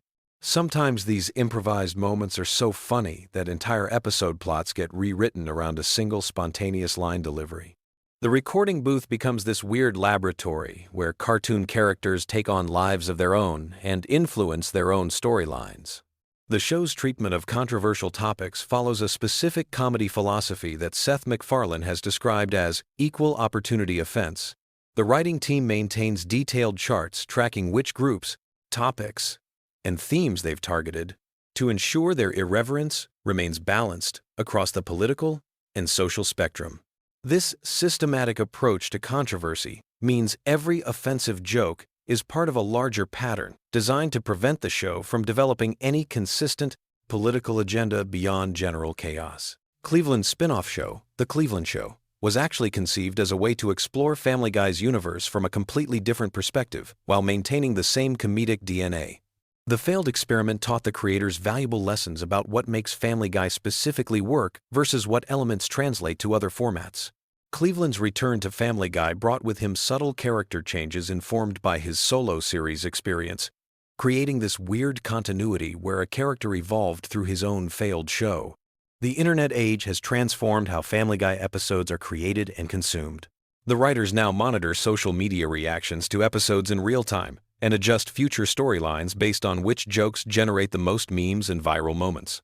This feedback loop means the show is constantly evolving to match internet culture while simultaneously influencing internet culture. It's become this weird, symbiotic relationship where the show and its online fan base co-create content together. Animation errors in Family Guy often become intentional running gags when fans notice and celebrate them online. The production team has learned to embrace happy accidents, sometimes deliberately recreating animation mistakes in future episodes as callbacks to their own imperfections. This self-aware approach to production errors creates additional layers of humor for dedicated fans while maintaining accessibility for casual viewers.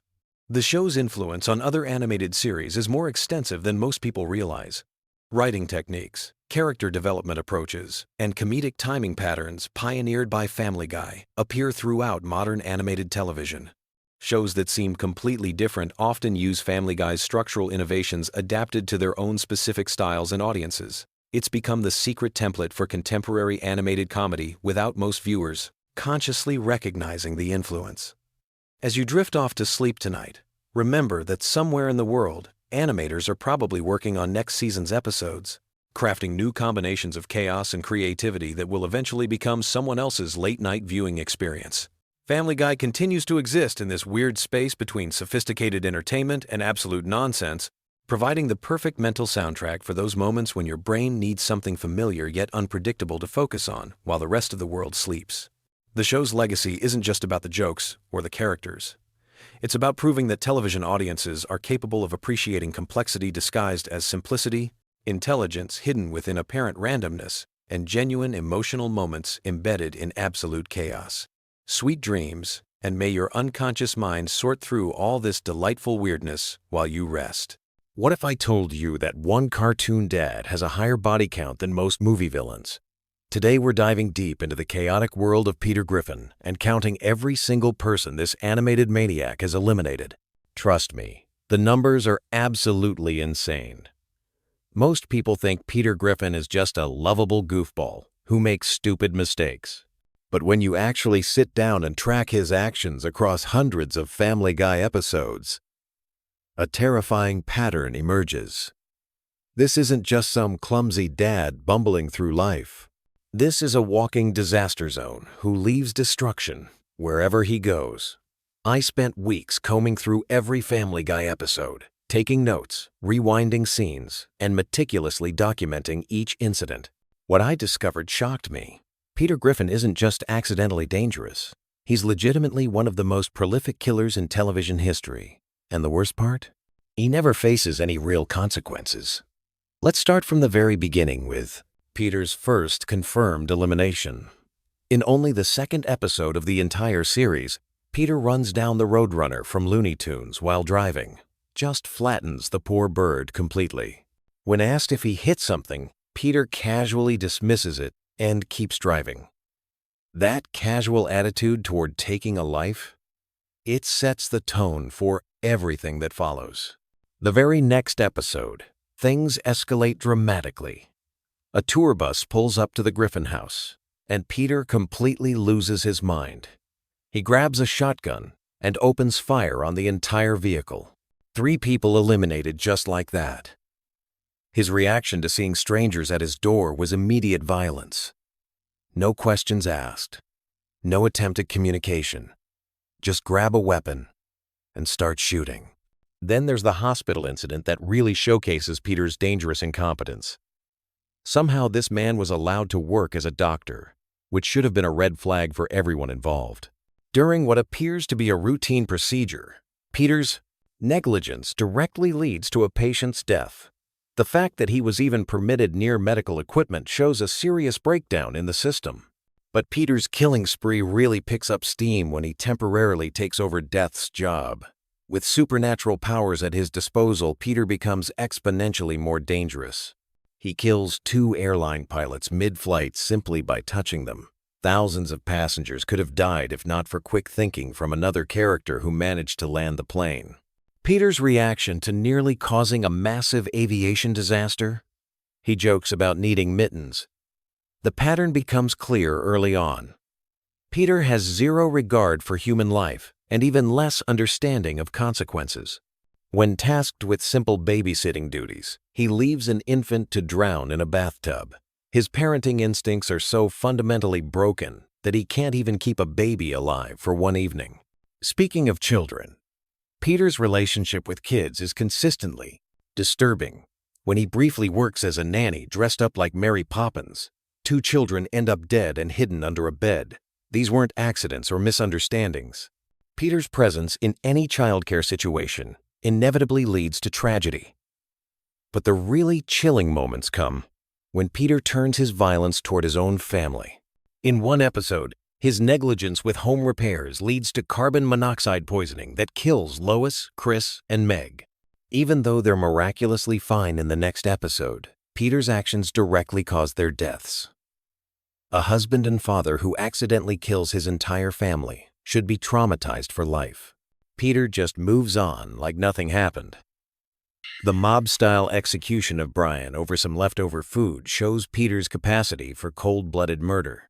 When his dog eats his chicken and drinks his cream soda, Peter responds with gangster-level violence. The casual way he eliminates a family member over such trivial matters reveals the true depth of his sociopathic tendencies. Peter's parenting philosophy seems to involve extreme violence as conflict resolution. When his daughter faces bullying at school, instead of speaking to teachers or parents, Peter takes matters into his own hands. The bully doesn't survive the encounter. Later, when presenting what he thinks is the bully's head to his son, Peter admits he got the wrong kid entirely. He murdered an innocent deaf child by mistake, and shows no remorse whatsoever. The axe murder of Cleveland represents a turning point where Peter's violence becomes increasingly graphic and disturbing. This isn't cartoon slapstick anymore. This is genuine horror movie material. The casual way Peter wields deadly weapons against friends and neighbors shows a complete break from reality and basic human decency. From this point forward, Peter's methods become increasingly brutal, and his body count starts climbing exponentially. The chainsaw massacres alone account for dozens of victims. Peter goes from house to house like a serial killer, methodically eliminating anyone in his path. The fact that he seems to enjoy this level of violence makes it even more disturbing. One of the most senseless killings involves Peter murdering a child just to steal a jet ski. When his family points out they're literally standing next to their boat, Peter ignores them and commits homicide anyway. This isn't about necessity or even twisted logic. This is pure evil masked as comedy. The restaurant incident where Peter kills a woman named Erica while trying to prove his cooking skills demonstrates how his ego and incompetence create deadly combinations.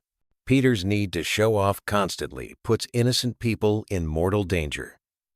Peter's involvement in sports inevitably leads to casualties. Every athletic activity he participates in somehow results in someone's death. Whether it's shot put, treasure hunting, or any other recreational activity, Peter transforms harmless fun into lethal encounters. The drunk driving incidents reveal another layer of Peter's criminal behavior. He openly admits to calculating exactly how much alcohol he can consume while still being able to drive. This premeditated approach to endangering others shows Peter knows his actions are dangerous, but simply doesn't care about the consequences. The Boston Marathon Massacre stands out as one of Peter's most heinous acts. Running down dozens of innocent runners during a major sporting event crosses the line from accidental violence into mass murder territory. The casualty count from this single incident rivals actual terrorist attacks. Peter's racism leads to deadly encounters as well. His casual bigotry creates situations where innocent people lose their lives simply for existing in Peter's presence. The Anthropology store incident perfectly captures how Peter's prejudices fuel his violent tendencies. When Peter briefly becomes death incarnate, his kill count skyrockets through supernatural means. Having the literal power of life and death in Peter's hands is like giving a nuclear weapon to a toddler. The pilots who die simply from Peter's touch represent just the beginning of the carnage. The hospital bombings showcase Peter's evolution into full-scale terrorism. Destroying entire medical facilities because he disagrees with vaccines makes Peter an anti-science extremist willing to commit mass murder for his beliefs. The estimated casualty counts from these attacks reach into the hundreds. Peter's accidental involvement with actual terrorists leads to multiple explosive incidents. His friendship with a terrorist operative results in several bombings throughout the city. Even when Peter tries to do the right thing by helping authorities, he ends up triggering more explosions that kill dozens of innocent people. The Secret Society incident demonstrates Peter's capacity for large-scale destruction. Burning down an entire facility housing historical documents leads to hundreds of deaths. Peter's inability to consider consequences means every action he takes has the potential for massive collateral damage. The presidential fight with Donald Trump represents the peak of Peter's destructive potential. Their brawl triggers nuclear missile launches that devastate multiple population centers. The casualty count from this single incident reaches into the thousands. Peter literally causes acts of war through his inability to control his temper. But none of Peter's individual acts of violence compare to his ongoing feud with Ernie the Giant Chicken. This running conflict has resulted in more deaths and destruction than actual wars. Every encounter between these two characters leaves dozens of innocent bystanders dead. Their first major battle destroys multiple vehicles, causes plane crashes, and brings down entire buildings. The Ferry wheel incident alone accounts for hundreds of casualties, as the massive structure rolls through populated areas. Their fights aren't contained conflicts between two individuals. They're citywide disasters that claim enormous numbers of innocent lives. The cruise ship battle represents the most destructive single incident in their ongoing war. When their fight moves into the engine room, they lose control of a massive passenger vessel that crashes into a major city. The resulting destruction levels multiple city blocks and kills hundreds of people. This single incident qualifies as one of the worst maritime disasters in history. Their time travel battle creates paradoxes that threaten the fabric of reality itself. When Peter and Ernie use time manipulation technology to continue their fight across multiple historical periods, they create cascading effects that alter the course of human history. The scientist who created the time machine becomes an early casualty of their temporal warfare. The NASA facility destruction shows how their conflict has escalated beyond Earth itself. Their space battle crashes back to the planet and destroys an ocean oil rig, adding environmental disaster to their already impressive list of crimes against humanity. The reverse time sequence battle creates some of the most confusing and deadly encounters in their entire conflict. When everything starts happening backwards, the destruction becomes even more widespread and incomprehensible. Plane crashes, building collapses, and mass casualties all blend together in a chaotic symphony of violence. When you calculate the total casualties from just the Peter versus Ernie conflicts, the number reaches nearly 1,500 deaths. This means half of Peter's entire body count comes from a single ongoing dispute that started over an expired coupon. The fact that such trivial origins led to such massive destruction perfectly encapsulates Peter's character. The crossover episode with The Simpsons showcases Peter's ability to bring his destructive tendencies to other fictional universes. His fight with Homer Simpson levels significant portions of Springfield and adds another 100 casualties to his count. Even when visiting other shows, Peter cannot help but create mayhem and death. Throughout all of these incidents, certain patterns emerge that make Peter's behavior even more disturbing. He shows no remorse for any of his actions. He never learns from his mistakes or attempts to modify his behavior. Most importantly, he faces no meaningful consequences for any of his crimes. The legal system in Peter's universe seems completely incapable of holding him accountable. Despite committing mass murder on multiple occasions, Peter continues to walk free and repeat his destructive patterns. This creates a world where violence has no consequences and human life has no value. Peter's family and friends enable his behavior by treating his mass murder sprees as minor inconveniences rather than serious crimes. When someone consistently kills innocent people, the appropriate response is not to laugh it off and wait for the next episode. The normalization of Peter's violence makes everyone around him complicit in his crimes. The media within Peter's world also fails to adequately report on his actions. Despite causing multiple disasters that should dominate news cycles for months, Peter's crimes are quickly forgotten and life returns to normal. This unrealistic portrayal of consequences sends dangerous messages about accountability and justice. When you add up every death directly attributable to Peter Griffin's actions, the final count reaches approximately 2,800 people. This makes him one of the most prolific killers in entertainment history. For context, this body count exceeds many actual historical mass murderers and rivals casualty figures from major military conflicts. The fact that this level of violence is presented as comedy raises serious questions about desensitization to violence in media. When mass murder becomes a punchline, society loses. Important moral boundaries that separate acceptable behavior from criminal acts. Peter Griffin represents the logical extreme of consequence-free violence in entertainment. His character demonstrates what happens when someone with destructive tendencies faces no accountability for their actions. The result is escalating violence that eventually reaches genocidal proportions. The most disturbing aspect of Peter's character is how his violence is often portrayed as justified or at least understandable. Whether defending his family, pursuing his goals, or simply satisfying his curiosity, Peter's murderous actions are presented within contexts that make them seem reasonable to viewers. This normalization of extreme violence has real-world implications for how audiences process and respond to actual violence in their daily lives. When fictional characters commit mass murder without consequences, it becomes easier to dismiss real violence as less serious than it actually is. The Peter Griffin phenomenon also reveals how comedy can be used to mask serious social problems. By presenting his violent tendencies as humorous character quirks, rather than serious mental health issues, the show avoids confronting the deeper implications of his behavior.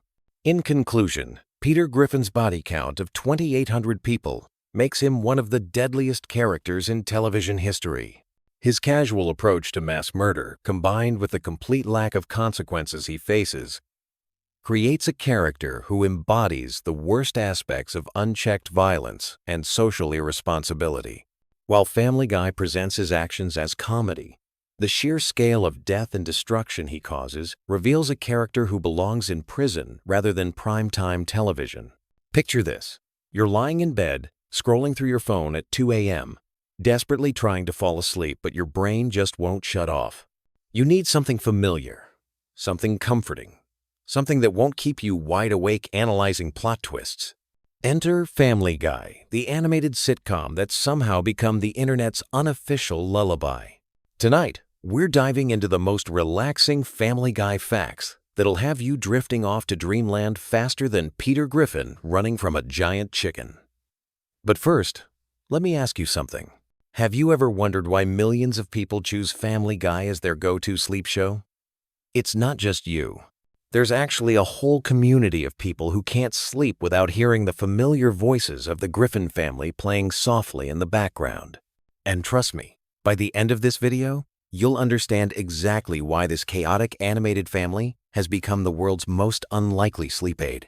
Let's start with something that might surprise you.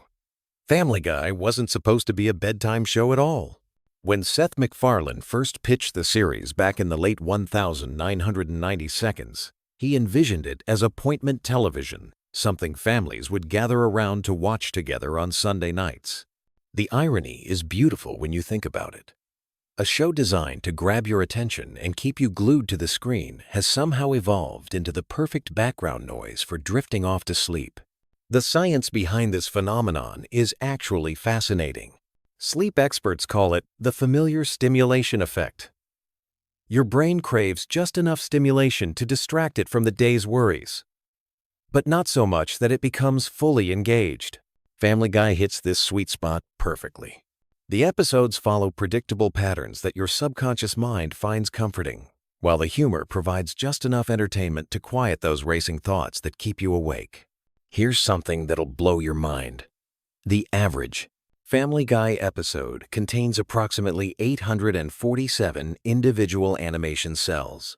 That's nearly 850 hand-drawn images flowing together to create just 22 minutes of content. When you're lying there with your eyes closed, your brain isn't processing these visuals, but it's still registering the consistent rhythm of the animation. This creates a subtle, almost hypnotic effect that naturally slows your heart rate and prepares your body for sleep. Speaking of rhythm, let's talk about those famous cutaway gags. You know, those seemingly random flashbacks that interrupt the main story. Remember that time when has become one of the most recognizable phrases in television history. But here's what makes them perfect for sleep. They're completely self-contained. You don't need to follow a complex storyline or remember plot details from previous episodes.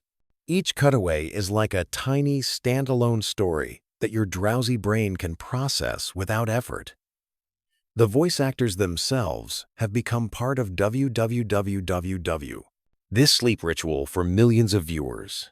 Seth MacFarlane voices not just Peter Griffin, but also Brian the dog, Stewie the baby, and Glenn Quagmire. His vocal range is so distinctive that your brain immediately recognizes these characters even when you're half asleep. It's like having a familiar friend telling you bedtime stories, except these friends happen to be a talking dog with a martini problem and a baby bent on world domination. Here's a delightful fact that'll make you smile as you drift off. The character of Brian Griffin was originally going to be much more dog-like in the early concept stages. MacFarlane wanted him to occasionally chase cars and bark at mailmen. But as the character developed, Brian evolved into the most human-like member of the family, often serving as the voice of reason among all the chaos. This evolution created the perfect sleep companion, a character whose calm, measured voice could anchor you when the show got too zany. The show's music deserves special recognition in the sleep department. Composer Ron Jones and later David Zippel created soundtracks that perfectly complement the show's mood without being jarring or overstimulating. The background music flows seamlessly from scene to scene, creating an audio landscape that's engaging enough to hold your attention, but gentle enough to let you relax. It's like having a personal soundtrack to your journey into dreamland. Let's dive into something truly remarkable about the show's production that makes it ideal for repeated viewing, which is essential for a good sleep show. Each episode takes approximately 8 months to produce, from initial script to final animation. This lengthy process allows for incredible attention to detail that rewards both active and passive viewing. When you're actively watching, you catch visual gags and subtle references. When you're falling asleep, your brain picks up on the consistency and craftsmanship without you even realizing it. The character development over the years has created something like a comfortable old sweater for viewers. Peter Griffin's predictable unpredictability, Lois's patient exasperation, Chris's awkward teenage energy, Meg's perpetual search for acceptance, Stewie's sophisticated vocabulary wrapped in a baby's body, and Brian's intellectual pretensions all combine to create a family dynamic that feels familiar, even when the situations are completely absurd. Here's something that makes Family Guy uniquely suited for sleep watching. The show operates on what comedy writers call escalating absurdity. Each scene builds on the previous one, but not in a way that requires intense concentration. Instead, the absurdity creates a dreamlike quality that mirrors the way your mind naturally drifts as you fall asleep. Your thoughts become increasingly disconnected and surreal, just like a typical Family Guy episode. The cultural references in Family Guy span decades, from 1,950 seconds television shows to contemporary internet memes. This creates a comforting sense of shared cultural knowledge. Even if you don't get every reference, your brain recognizes the patterns and rhythms of pop culture commentary. It's like being wrapped in a blanket made of collective memories, which is incredibly soothing when you're trying to wind down for the night. One of the most sleep-friendly aspects of Family Guy is its episodic nature. Unlike serialized dramas, where missing an episode means losing crucial plot developments, Family Guy resets after each episode. The Griffin family ends each adventure more or less where they started, which means you can drop in and out of episodes without feeling lost. This removes the anxiety of needing to pay attention, freeing your mind to relax and drift away. The show's approach to time and logic is wonderfully elastic, which mirrors how our minds work during the transition to sleep. In Family Guy, characters can travel through time, alternate dimensions, or simply exist in different versions of reality within the same episode. This flexible relationship with continuity creates a dreamlike atmosphere where anything is possible, but nothing really matters, perfectly matching the mental state you want to achieve before sleep. Let's talk about the genius of Stewie Griffin's character development as a sleep aid. Initially conceived as a villain bent on matricide, Stewie evolved into something much more complex and, frankly, more soothing. His relationship with Brian, particularly in their Road 2 episodes, creates some of the show's most heartwarming moments. These episodes often feature extended conversations between the baby and the dog as they navigate various adventures together. The steady dialogue and genuine friendship between these characters provides the perfect auditory backdrop for falling asleep. The animation style itself contributes to the show's sleep-inducing qualities. The character designs are simple and clean, with bold colors and clear lines that don't strain the eyes during those moments when you're peeking at the screen.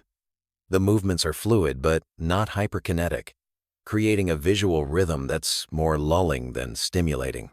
Even the explosions and action sequences maintain a cartoon quality that feels safe and non-threatening.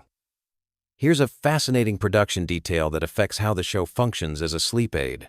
The dialogue is recorded first. Then the animation is created to match the voice performances. This process, called prelay, means that the timing and rhythm of every line delivery is precisely crafted before any visuals are created. The result is incredibly natural-sounding dialogue that flows like real conversation, making it easy for your brain to process even when you're not fully conscious. The show's handling of music and sound effects is particularly sleep-friendly.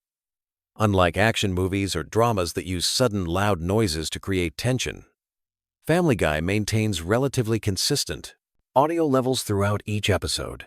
The sound mixing is designed for television broadcast, which means it's optimized for consistent volume levels that won't jolt you awake with unexpected loud moments. Family Guy's relationship with its own absurdity creates what psychologists call cognitive ease. When a show acknowledges its own ridiculousness, it removes the mental effort required to make sense of what you're watching.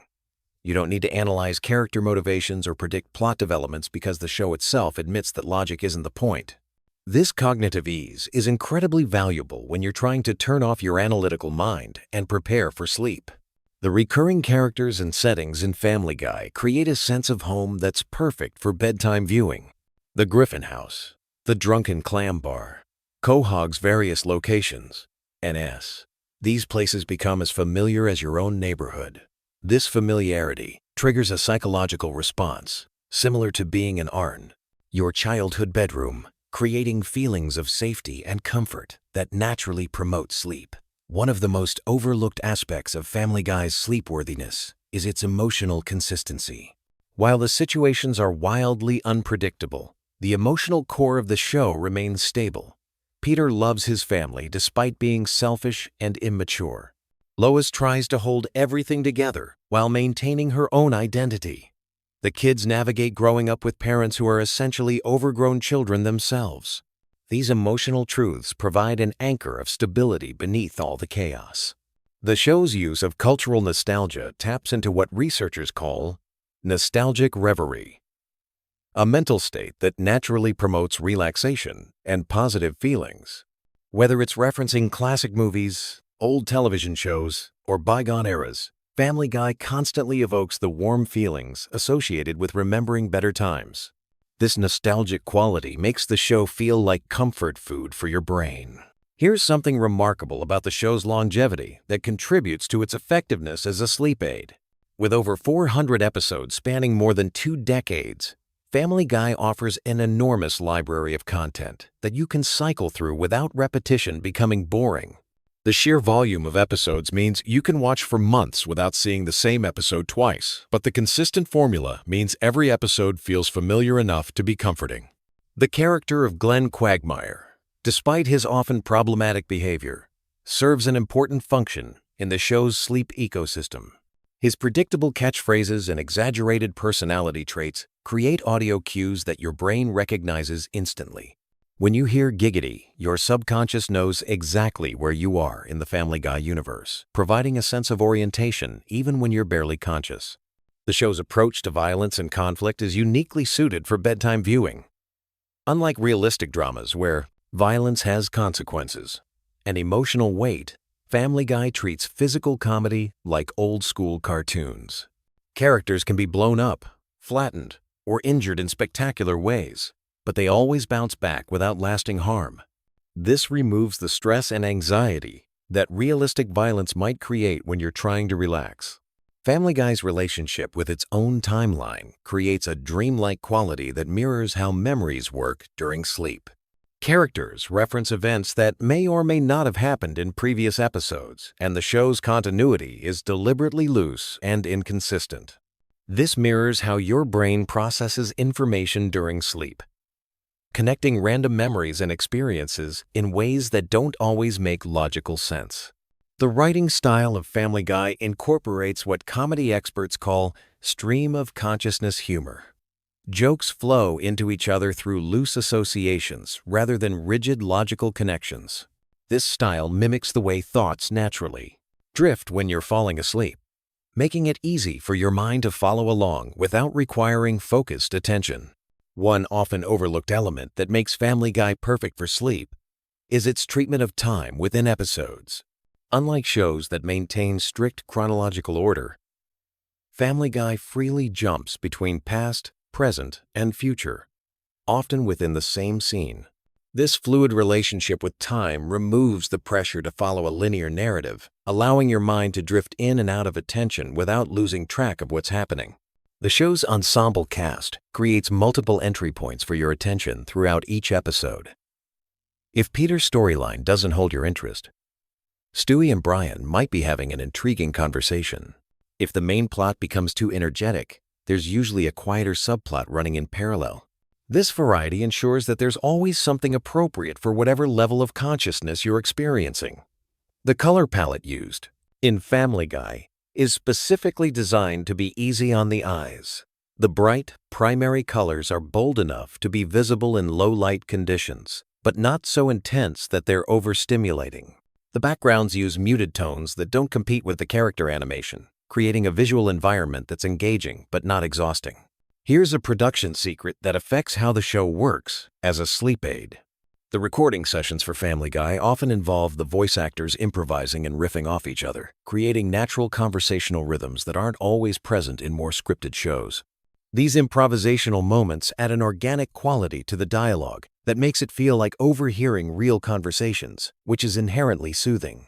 The show's use of callback humor creates what psychologists call recognition pleasure, the satisfaction of understanding references to previous episodes or jokes.